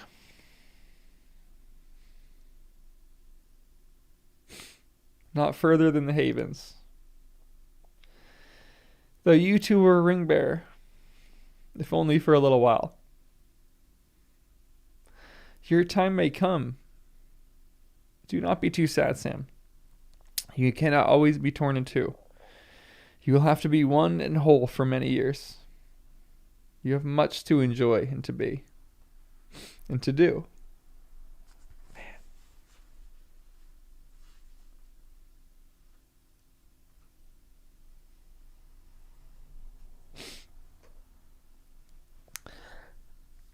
So are they going to send another boat back for Sam? That'd be great.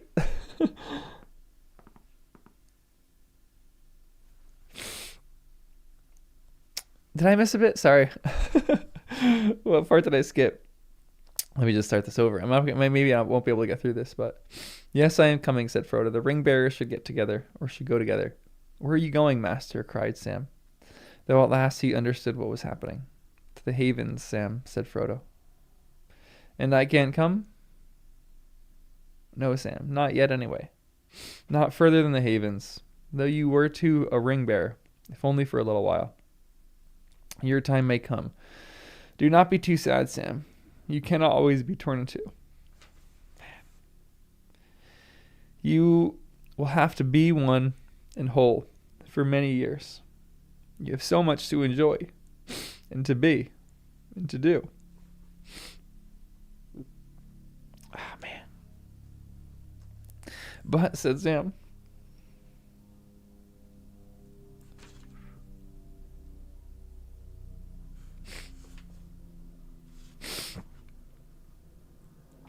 and tears started in his eyes. I thought you were going to enjoy the Shire too, for years and years. That's my same question. After all you have done.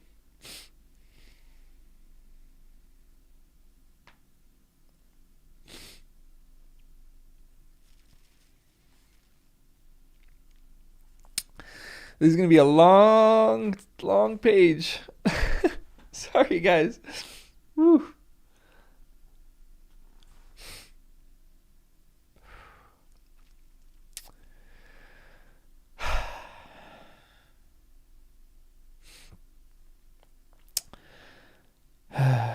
Okay.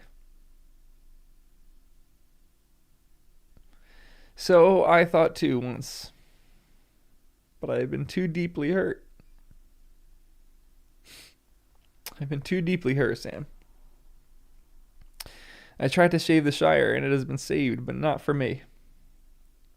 It must often be so, Sam, when things are in danger.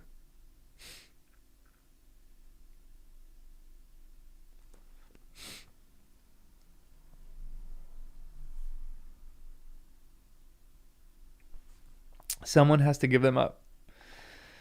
Lose them.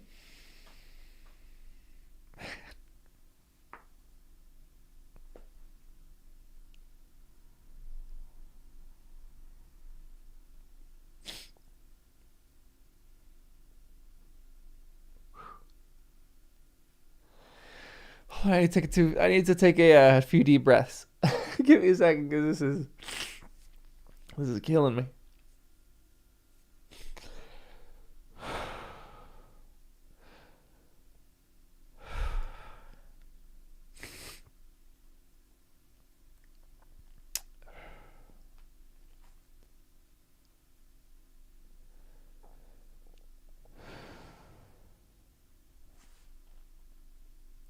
It must often be so, Sam, when things are in danger.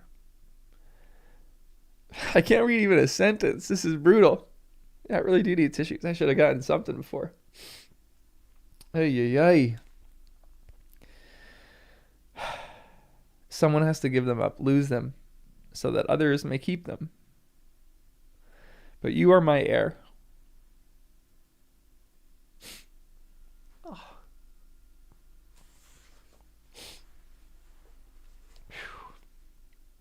I'm going to distract myself right now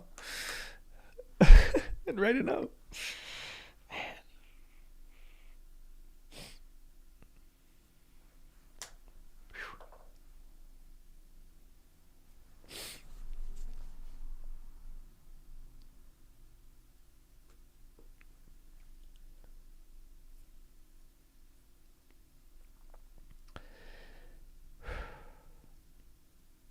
but you are my heir. All that I had and might have, all that I had and might have had, I leave to you. And also you have Rose and Eleanor. And Frodo lad will come. Frodo lad. And Rosie lass. And Mary and Goldilocks. And Pippin. And perhaps more that I cannot see. Your hands and your wit.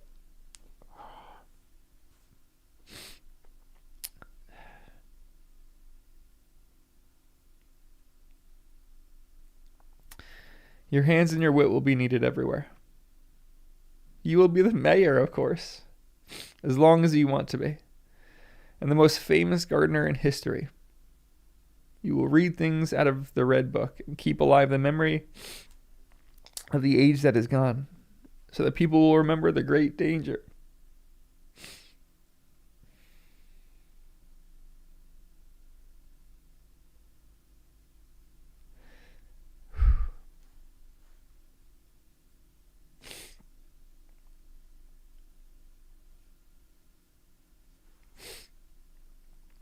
And so love their beloved lands all the more. And that will keep you busy as busy and as happy as anyone can be.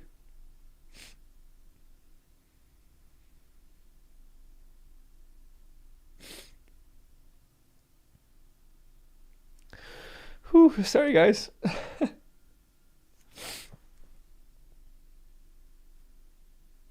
We need some tissues. As long as your part of the story goes on.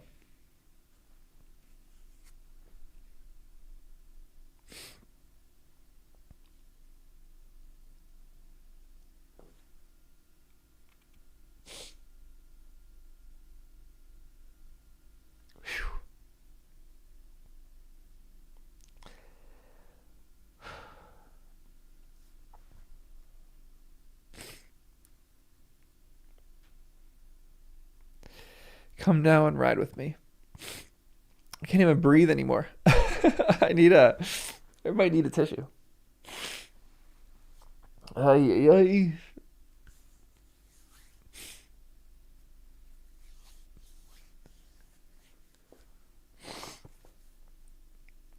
I knew I was going to be emotional. Didn't think it was going to hit me like this. Man, this is tough.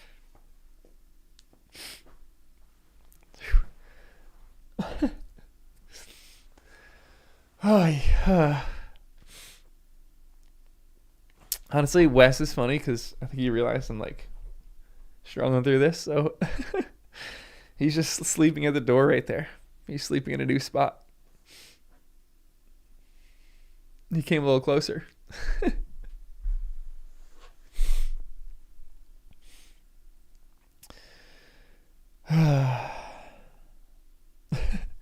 Give me like 2 minutes, just recollect my feelings, and then we'll finish the end. Probably slowly, but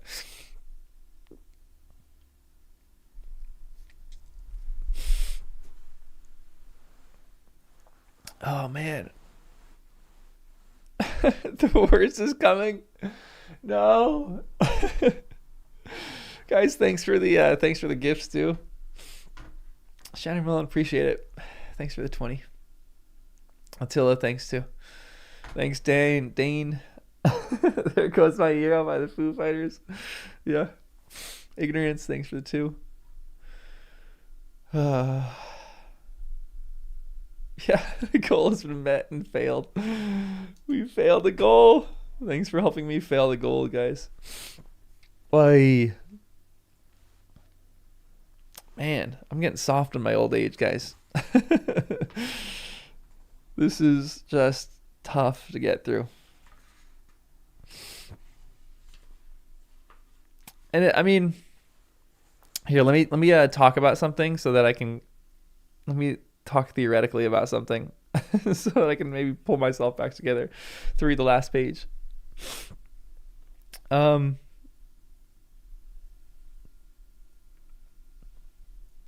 love that Frodo. How can I cry about talking about this? Man, this is awful. It's cool that it seems like Sam has like an extended invitation to go to the Undying Lands. It's like when all his work is done, when Sam gets old, is he gonna go and be united with Frodo again?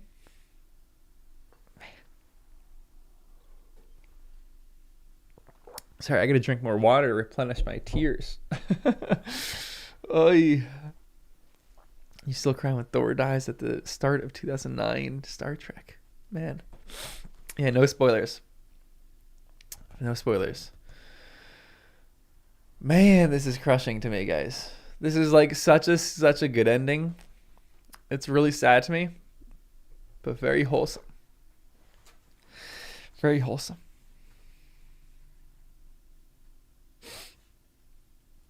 Alrighty. We have a page and a half left. Let's see if we can get through. Last 5 words. Come on. I can't do this. Oh, man. Whew. All right, here we go. Let's try. Let's try to finish this book. Oh, I can't breathe. I can push through. Come on. Then Elrond and Galadriel rode on, for the third age was over. Like, the stupidest sentences get me, guys. The third age is over.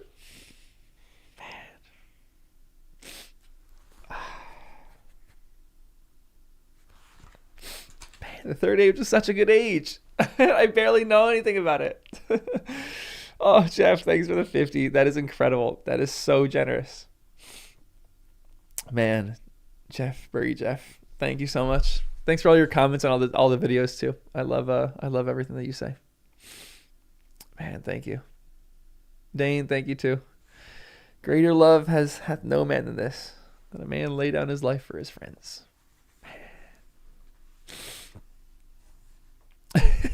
Yeah, Kathy, exactly. The third age was so good except for the Sauron bit. The end of the third age was just so great. For the third age was over, and the days of the ring were past. And an end was coming of the story and the songs of those times. With them went many elves of the high kindred, who would no longer stay in Middle-earth, and among them filled with a sadness that was yet blessed and without bitterness. Oh, man, filled with a sadness that was yet blessed and without bitterness.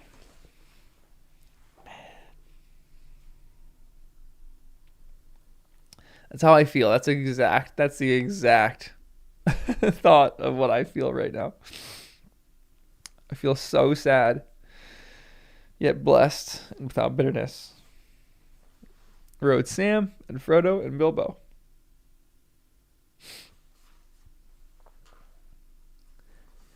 And the elves delighted to honor them.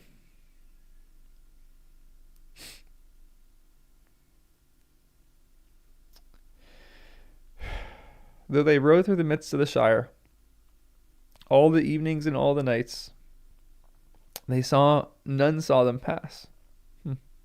Save the wild creatures. Are we getting another Fox reference? I would love if the Fox can pop in real quick and say, oh, I wonder what these strange folk are doing. And here and there some wander in the dark who saw a swift shimmer under the trees, or a light and a shadow flowing through the grass as the moon went westward. And when they had passed from the Shire, going about the south skirts of the White Downs, they came to the far downs, to the towers.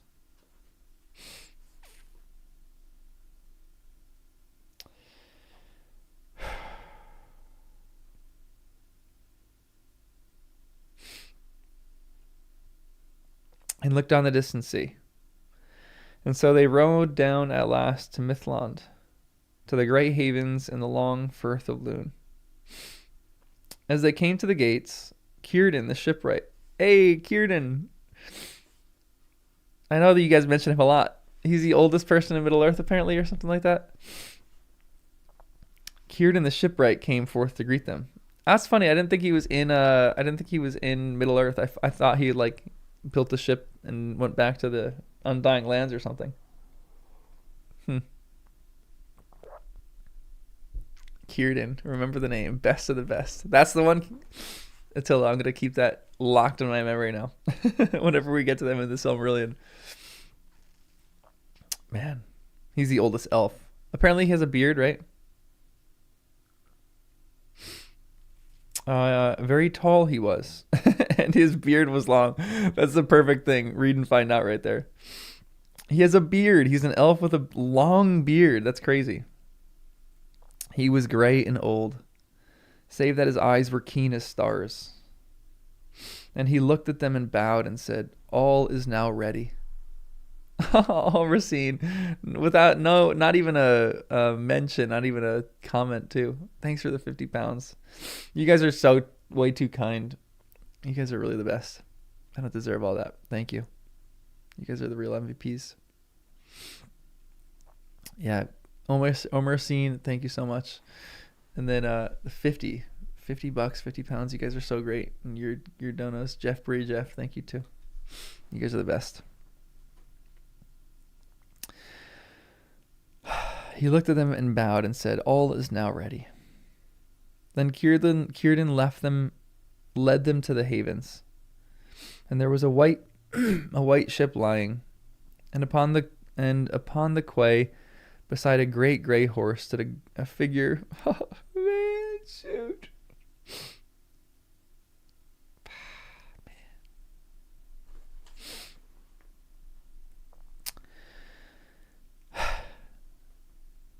So the horse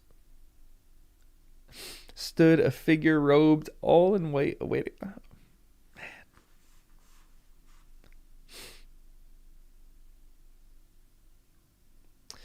As he turned and came toward them, Frodo saw that Gandalf now wore openly upon his hand the third ring, Narya the Great, and the stone upon it was red as fire.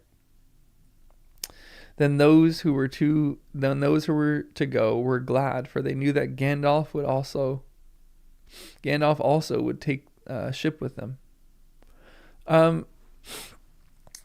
One quick thing. Key. Yeah, sorry. Key rather than Quay.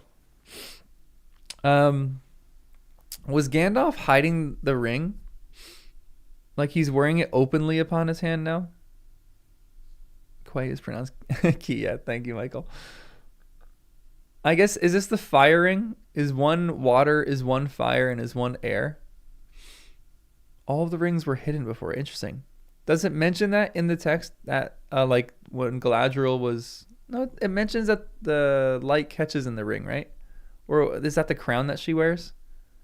The light was catching in something in that one scene. So they weren't wearing the rings. They hid the rings and now they're wearing them. So Gandalf wasn't wearing the ring when he was on the journey.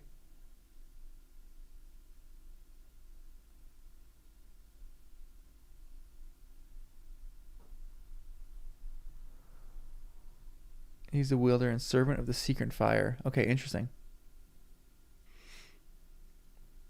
The rings were invisible on their fingers. That's cool. So they were wearing them and then... That's really cool. That's crazy. Yeah, this is probably an essay in there somewhere.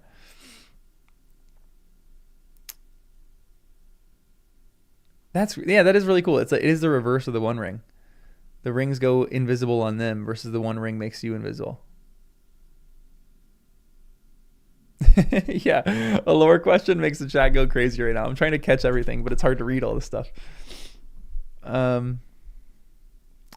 a disillusionment charm. Thank you. Actually helps a lot. Like an Instagram filter with less faults. Yeah, another essay, another shot. That's really interesting. So he's wearing it openly. I was thinking like he just had it covered. They never really saw his fingers, but that's really cool. That is a really cool bit of lore, I guess. All right, let's keep reading, because I feel like I've like gotten myself back to an even state. So I think I'll be able to get through the rest without crying. Maybe we'll see. Then those who were to go were glad, for they knew that Gandalf also would take ship with them. But Sam was sorrowful at heart, and it seemed to him that if the parting would be bitter, more grievous would be the long road home alone. Shoot. I just said that. We were going to cry again. That is hard. But even as they stood there, and the elves were going abroad, and all was being made ready to depart uprode.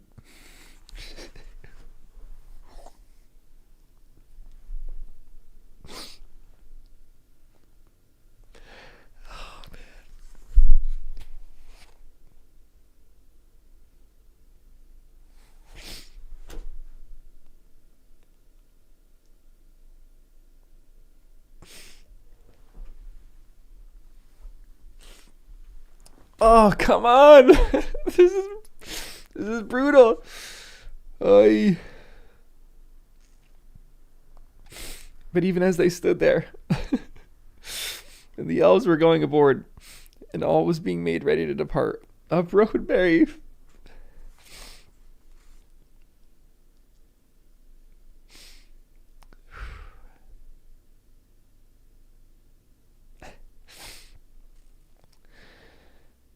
Up rode Merry and Pippin in great haste.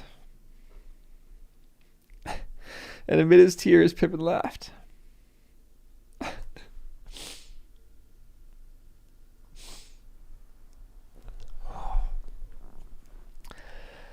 This is brutal.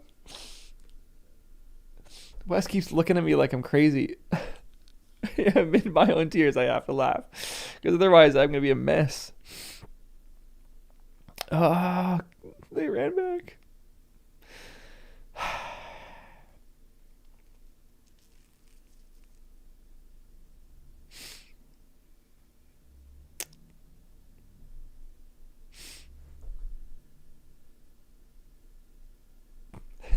Like gum on the shoe. I don't know why I didn't bring tissues. I'm stupid. Oh yeah, I'm a mess. I keep using my blanket right now, just wiping my tears on my blanket. You tried to give us a slip once before and failed, Frodo, he said.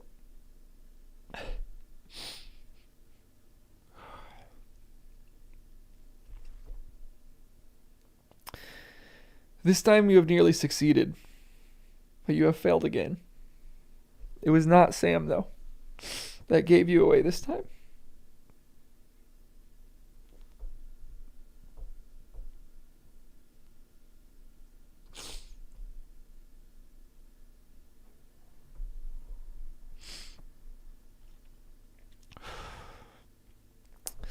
But Gandalf himself.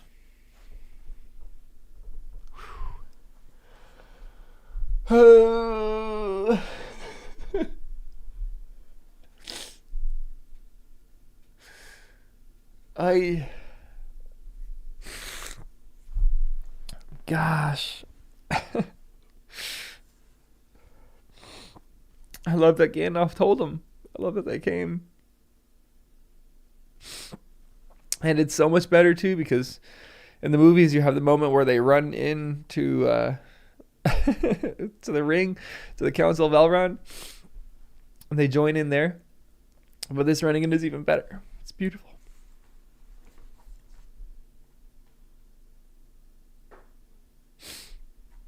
Oh, man.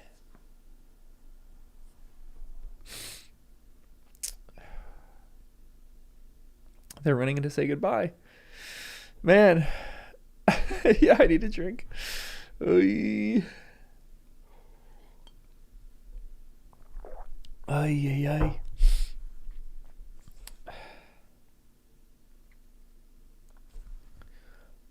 Woo, guys. You guys warned me, but I did not think I was going to be this emotional reading the end of this. This is brutal. Yes, said Gandalf.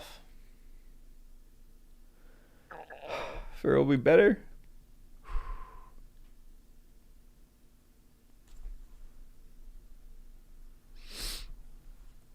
For it will be better to ride back 3 together than 1 alone.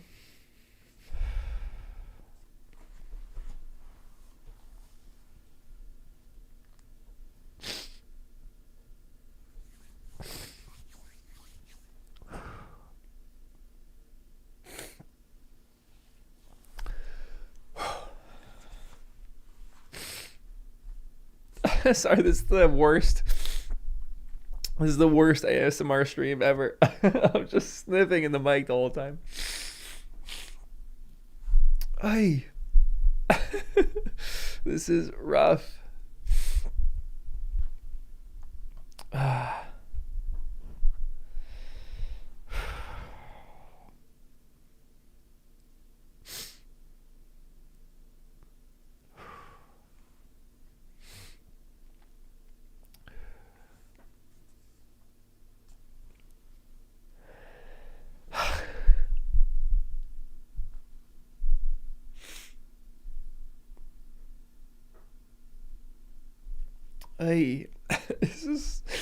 This is brutal.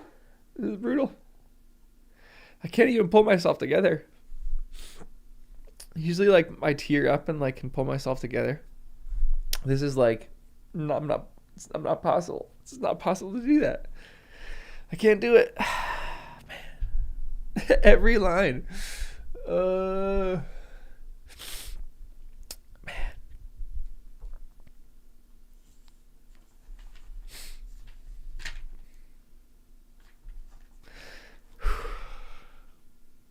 I think we're going to be here for another hour trying to read this because I can't get through this.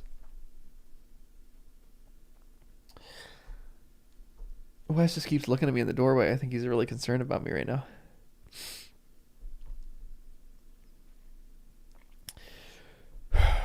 I keep reading oh man. I'm reading the next line in my head. And it's just messing me up.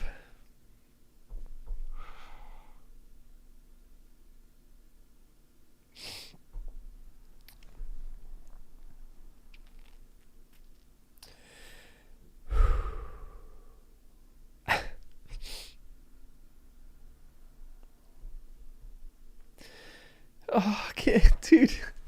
This is so brutal. Sorry, guys. Give me a second.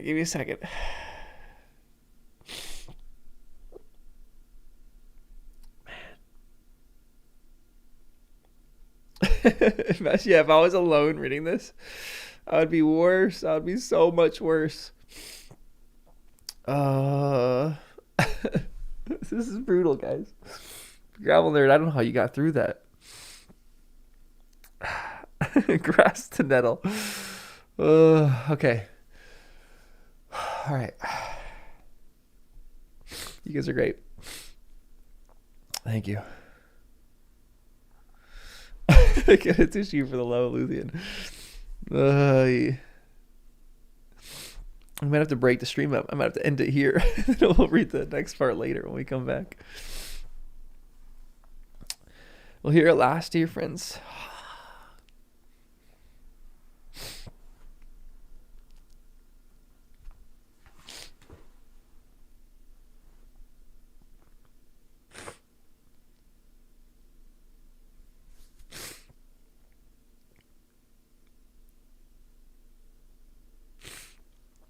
Oy.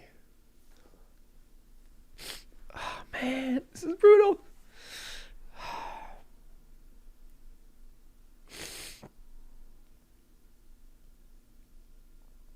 Oh man, this is so gross. I'm sorry, guys. You just keep listening to me sniffling. Come on, buck up, John.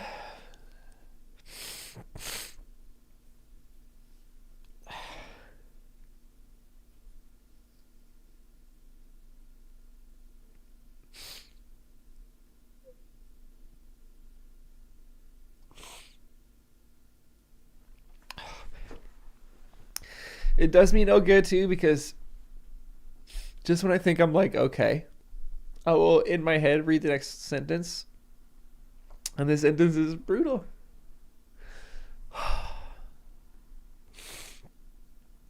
Yeah, I don't need a tissue. That's why I have my blanket right now. My blanket is wet by the book. Oy, this is brutal. I know, Wes. I'm sorry, buddy. I'm sorry. These are good tears, though. These are good.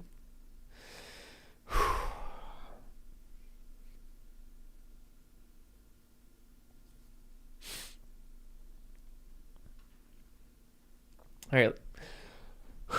All right. We got this. Yeah, tears are the mark of blessedness. For sure. It doesn't feel like that right now, but they are. They are. As I'm giving you guys all my gross phlegm and tears. Well, here at last, dear friends, on the shores of the sea.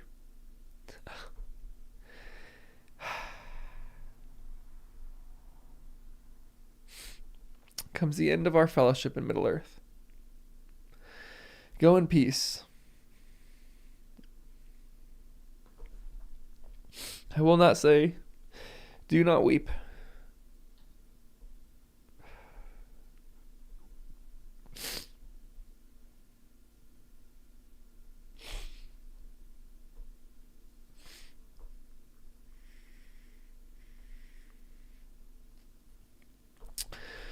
For not all tears are an evil. All right, guys, we got through that paragraph. We got through that paragraph.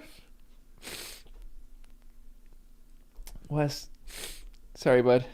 Wes, there's 5 paragraphs left. And it's probably going to take another hour, but we'll go on a walk soon. Ooh. Yeah, this line has so much more meaning now. The movies are going to just crush. Or the books are going to crush me a whole lot more than the movies now, but the movies are going to crush me so much more than they typically did. Gosh.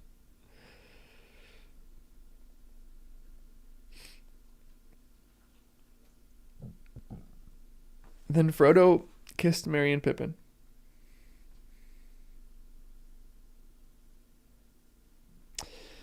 And last of all, Sam. And went aboard. And the sails were drawn up, and the wind blew. And slowly the ship slipped away. Down the long grey firth. And the light of the glass of Galadriel that Frodo bore glimmered and was lost.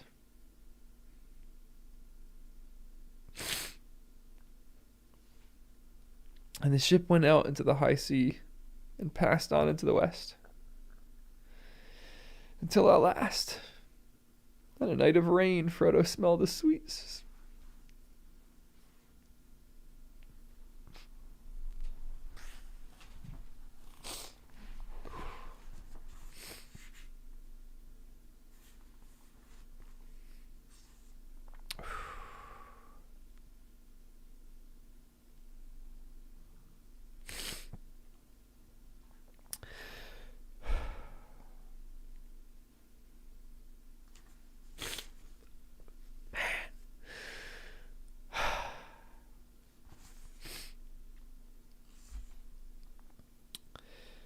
Frodo smelled a sweet fragrance on the air, and heard the sound of singing that came over the water. And then it seemed to him that as in his dream in the house of Bombadil, the grey rain curtain turned all to silver glass and was rolled back, and he beheld white shores, and beyond them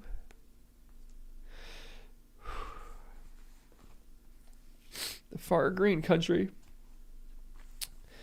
under a swift sunrise.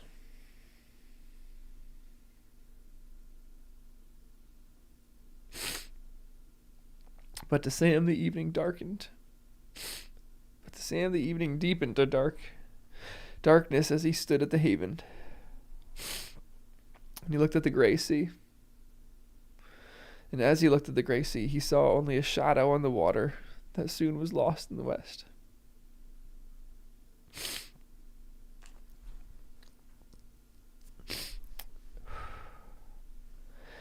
There still he stood far into the night. hearing only the sigh and murmur of the waves on the shores of Middle-earth. And the sound of them sank deep into his heart. Beside him stood Merry and Pippin, and they were silent. At last the three companions turned away.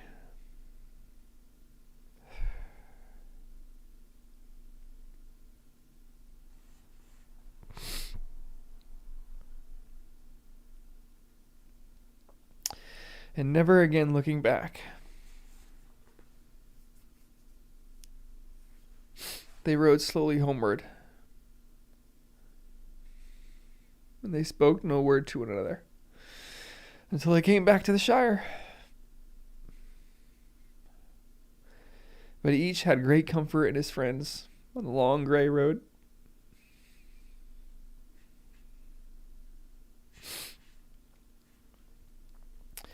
At last they rode over the downs and took the east road. And then Merry and Pippin rode on to Buckland. And already they were singing as they went. But Sam turned to Bywater, and so came back up the hill, as day was ending once more. And he went on. And there was yellow light and fire within. And the evening meal was ready, and he was expected.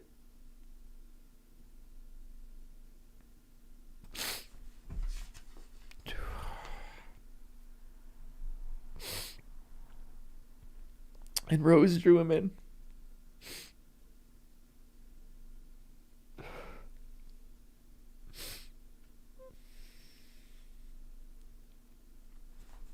And set him in his chair.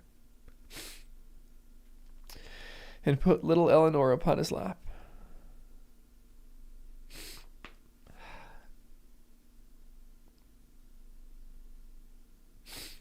He drew a deep breath.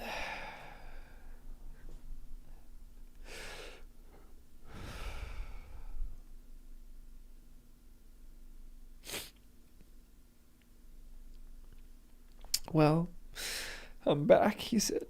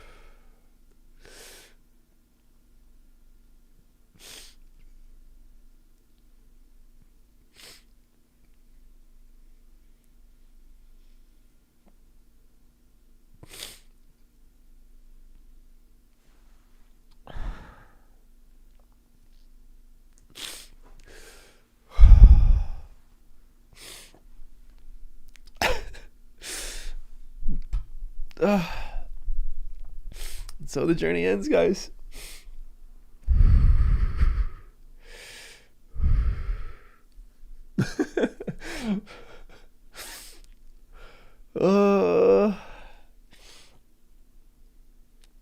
Wow.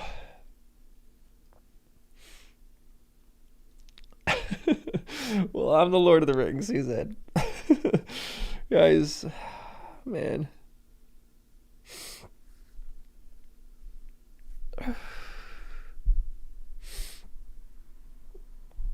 Thanks, Jack. Appreciate it.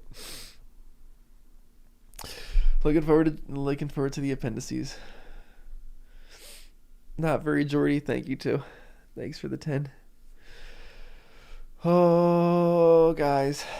Yeah, everyone go get a 1420. That was the greatest book that I've ever read in my life.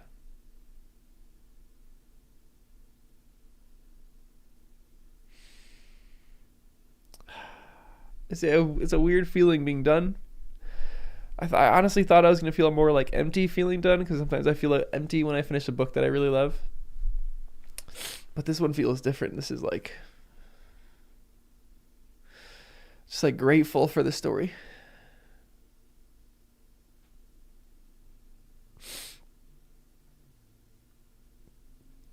Yeah, now we get to reread.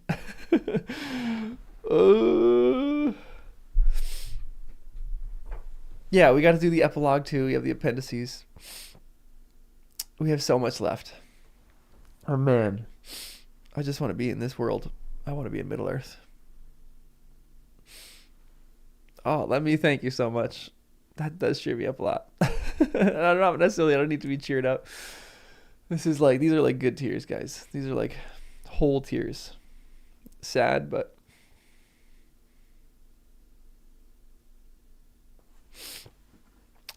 good.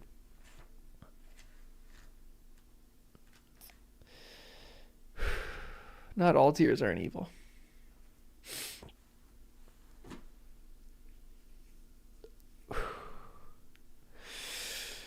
I'm not a first time Lord of the Rings reader anymore. Man, this was just so good. Oh, Sarah, thanks for the 10 euros or the 10 pounds. Thank you. I appreciate it. Thanks for the flowers. Gosh, that was brutal.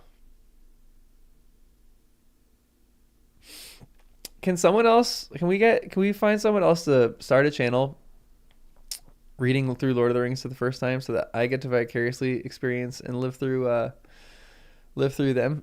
Because I need to wipe my memory and reread this. Michael, thanks for the $5. Thanks for all your donos too. You're one of the best dono givers and one of the best supporters. You cried to your first time finishing way back in junior high. That's so great. That's true. Danny is doing that. I get to vicariously live through Danny. Man. Yeah, we still have lots of the appendices. Oh, just Nico. Thanks for the $10. Guys, thank you so much. I'm glad you guys can take part in this journey with me. Man, but that is brutal. Yeah, that first timers with Danny. Paul, that's a great question. I'm more of an emotional reader. I think that last chapter just got me at a different level that I did not expect. Like, I knew I was going to be emotional for this chapter, but I thought it was just going to, like, maybe toward the end get a little emotional. And I was shocked at how I just could not get through that. There was just lines that I would like read when we were on that paragraph, and I just kept reading Gandalf saying not all tears are an evil. I just kept reading that, just getting so messed up that I just couldn't go on. Yeah, there's 350 people here right now who have watched me cry live while reading Lord of the Rings. And this is gonna be forever memorialized on YouTube. Oh, thank you to the professor for this wonderful book. I wish he could watch this. Watch me get messed up at reading his book. Ooh, should we take a sneak peek at Sam's family tree? I would love that, actually. Should we just read the appendice of that? Yeah, you guys all join with me in tears. Oh, yeah.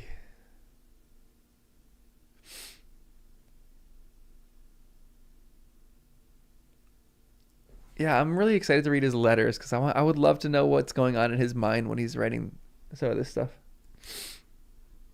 Narnia Queen, thank you so much. Thanks for the $5. I'm glad it's been the highlight for you. I'm glad, like, yeah. This channel has been so fun just for me to experience it. But just sharing this with you guys has been so fun. And it's been really fun to, like, purposefully slow my pace of the read, just so I can kind of, like, savor it a little bit more. And especially those last few pages, it was just like, I was just so enmeshed in it. Oh my gosh, Mr. Donato, 100. Are you kidding me? That is so kind. You guys are the best. You guys are going to make me cry now. Here we are at the end of Lord of the Rings. Mr. Not at all. I'm gonna start crying at your comment, dude. Thank you so much. That is so kind of you. Much toil and labor has been done, and now the world passes to men. We have made our fellowship born of love, passion, and now we must bid goodbye to the ring bearer. But together we still have our own journey. Thank you so much. That is so beautiful. Yeah, I need to rehydrate. Oh, we're going to start over. We're going to keep doing this. I'm going to do this for the rest of my life, guys. You're going to be stuck with me on this channel, just reliving my memories and rereading this. Mr. Donato, thank you so much. That is the kindest thing. You guys are so generous.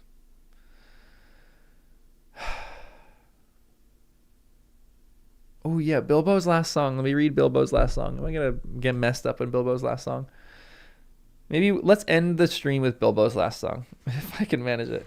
Which appendice is the family tree of salmon? Hi, Wes. We made it, buddy. Wes, give me another like 10 minutes and then we'll go for a walk, okay? I need to recover. And C. Okay. Appendix C. I'm just going to skim family trees. Baggins of Hobbiton. Oh, man. Tooks of Great Smiles.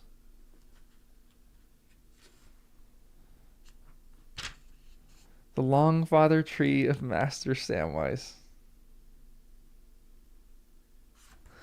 All right, I'm going to read for you this.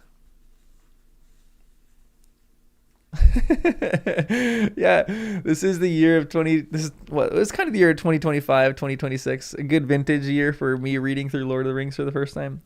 Man, that's a good 2026 vintage.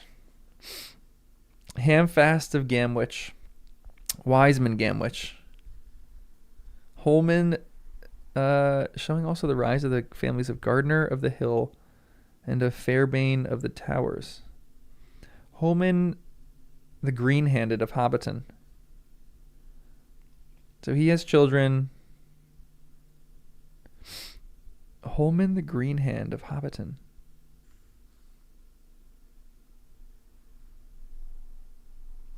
Hob Gamgee married Holman the Green-Hand of Hobbiton, and they had their kids were Rowan, Halfred Greenhand, Erling, Hending, and Rose. What was Tolkien's daughter's name? Priscilla?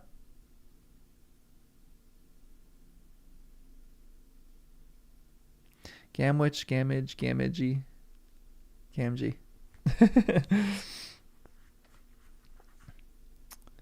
And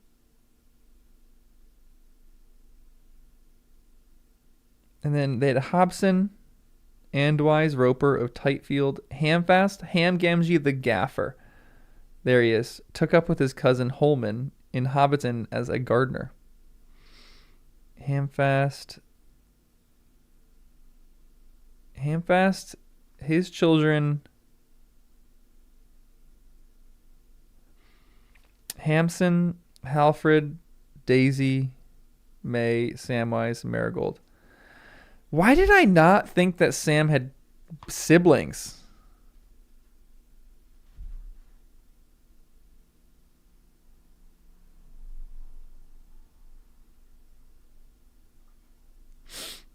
Why did I not think that Sam had a lot of siblings? That was like over my head. Interesting. Oh my gosh.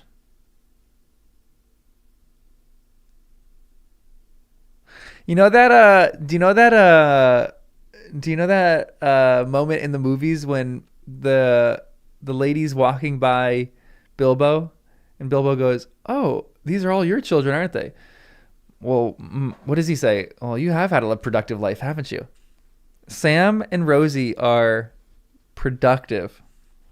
Eleanor. Oh, Frodo Gardner.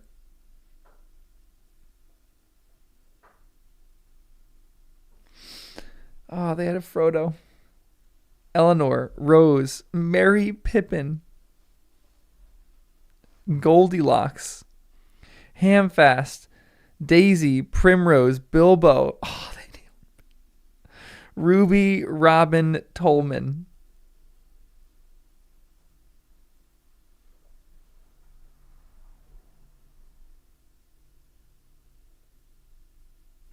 Wow. This is Primrose Everdeen. Yeah, they are like little rabbits here. Goldilocks.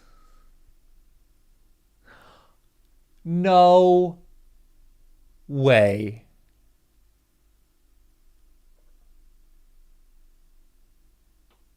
He named his son Faramir, son of Thane Peregrine the First. They're actual family now.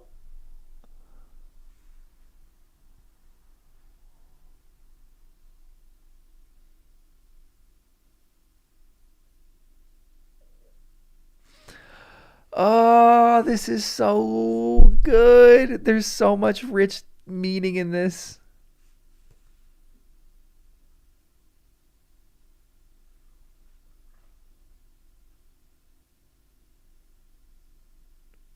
I love that he named his son Faramir. Oh. Brandy Bucks of Buckland. Tooks. So Peregrine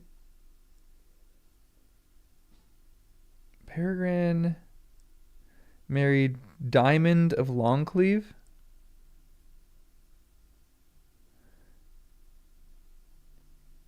Goldilocks, daughter of Samwise.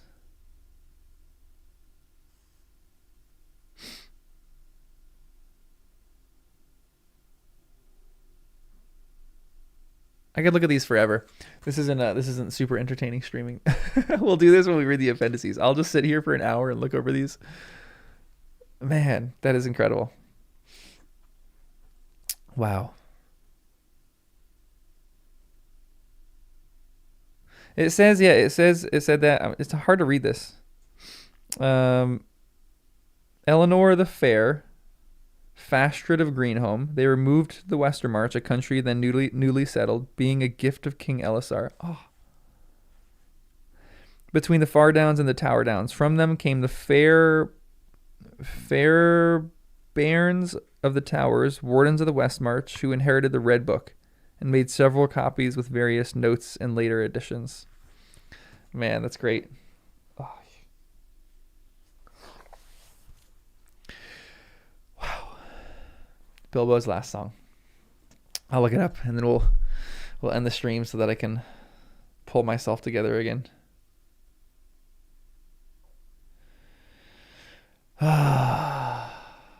That chapter just destroyed me, guys.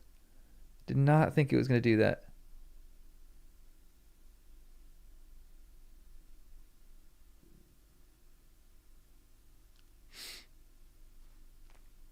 Man. Or at least I kind of thought it was going to do that, but not to that degree. Hold on, I got to come up with a good copy of it.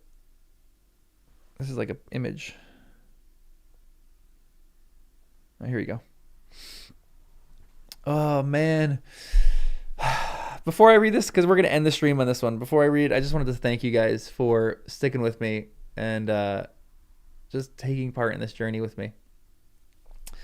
I obviously would have done this without like the channel support, because this is just kind of like my own personal journey of going through Lord of the Rings, and it was kind of just fun to document it. But you guys just tuning in every week and just like hanging out with me, your comments, it has meant the world to me. It's like changed my life. This book has changed my life. You guys have been like such a welcome community. I've said this before, but I feel like we have the very cream of the crop Lord of the Rings community on this channel. Like, we get in debates and we like talk about things, and it's fun to get in those things, but you guys just, I feel like you guys all understand like the real ethos of this book. You guys were always so kind.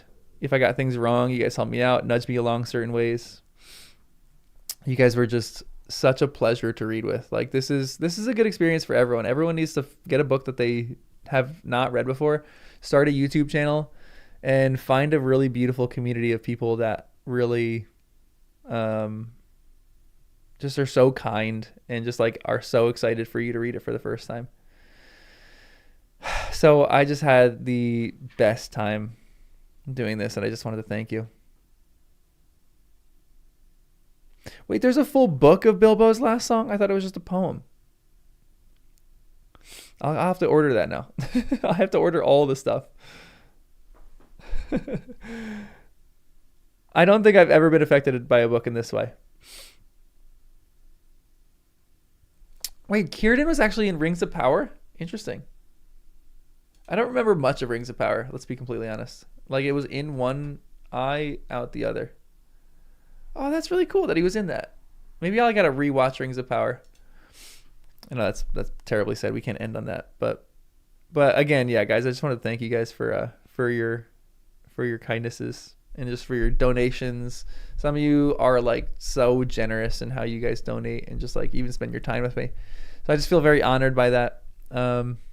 So thank you guys so much. There's lots more to come on this channel too. And we have like there, yeah, Kathy, thank you. There's like we have the classics channel. I'm reading some classics for the first time because I haven't really gotten into the classics. So if you want, subscribe to some of the other channels, join the Discord, do all that kind of stuff. But we're definitely going to do the appendices. We're not doing the appendix right now today. Wait, appendix part 5. I won't do it right now. I'll consider doing it this week. But should we read? I'll probably read the appendices in order. Yeah, we'll do some Conan Doyle on that channel too. Yeah, we'll read all the appendices, but we have a long journey still. This channel is going to be mainly Tolkien. Well, we might get into some like Ursula and some C.S. Lewis, but mainly this channel is going to just stay Tolkien, talking about the journey of it. I feel like there's so much to dissect and so much to talk about with Tolkien that I could probably do this for the rest of my life and not really plumb the depths of it. So I'm going to do like biographies of Tolkien, like his letters, other books, and just like share my whole journey learning about Tolkien's life here. So hopefully in 20 years I'll become a Tolkien expert. and you guys will still be here hanging out with me. That'd be great. I would love that. I'll be 54 by that time. That's crazy.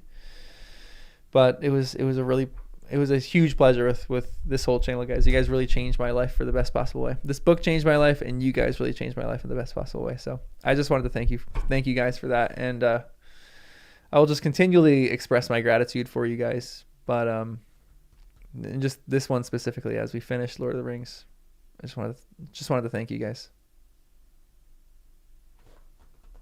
Yeah, you guys will have to like guide my appendix read too. Oh, Sarah, I'm glad. That makes me so happy. Lael, you came at the worst time, but yeah, you can just start it from the beginning and just watch me weep through this whole entire thing. Yeah, Dune is definitely coming. I think there will be probably a distinct channel for Dune. It might be like on the Game of Thrones one that I do. I might do like a first time fantasy because I want to keep the Tolkien one kind of distinct because I feel like Tolkien is just a set apart person. But I might do like first time science and fantasy and do Game of Thrones and Dune and all that kind of stuff on that channel. We'll do Hunger Games. We'll eventually do Hunger Games. Hunger Games in the classic channel. I'll do Hunger Games for sure. Maybe we'll do that in the fantasy and sci-fi stuff. Second Timers is coming. I mean, I'm gonna read this lots more. I'm gonna let you guys join in the journey. We got to figure that out. Like, I really want to read this again quick, just to like get the whole scope of it. But I really love writing the essays and just thinking about it on a deep level like this. But I'm gonna have fast reads. I'm gonna have slow reads.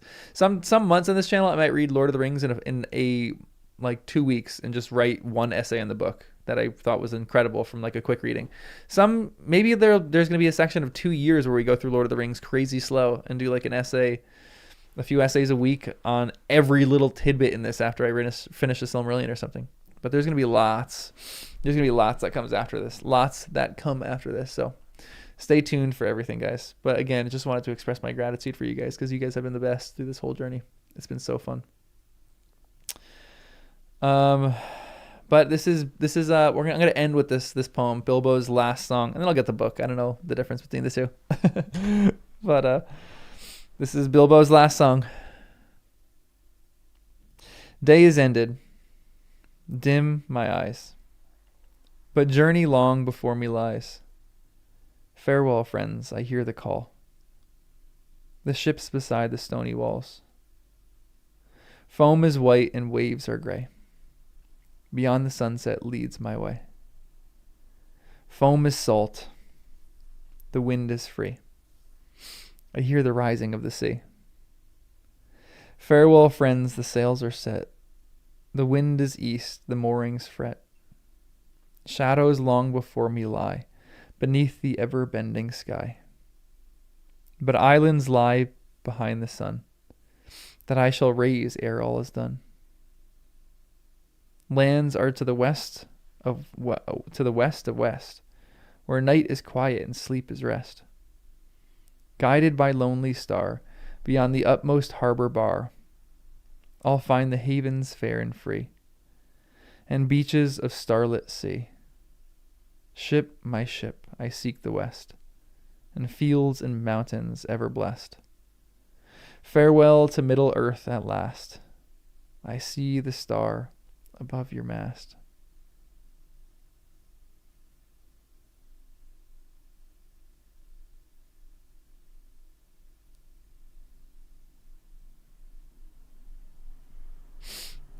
I want that read at my funeral, guys.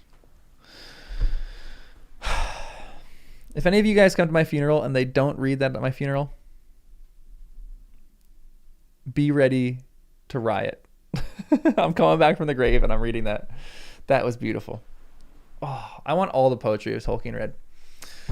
All right, guys, it was a pleasure. I'm gonna do another stream sometime this week of just like a debrief. I need to like decompress and think about this book with you guys. And so I'll do a stream sometime this week, sometime probably at night my time, and just do like a debrief. Right now, Wes is sitting here very, very proper, looking very handsome, really wanting to go for a walk. And I need to take a walk after I finish that. So how was John's funeral? Yeah, we rioted. It was a riot. This is sad because this thing is going to have a whole new meaning. This is even sadder to me now. She's saying goodbye for real. Guys, it was a pleasure. I love you all.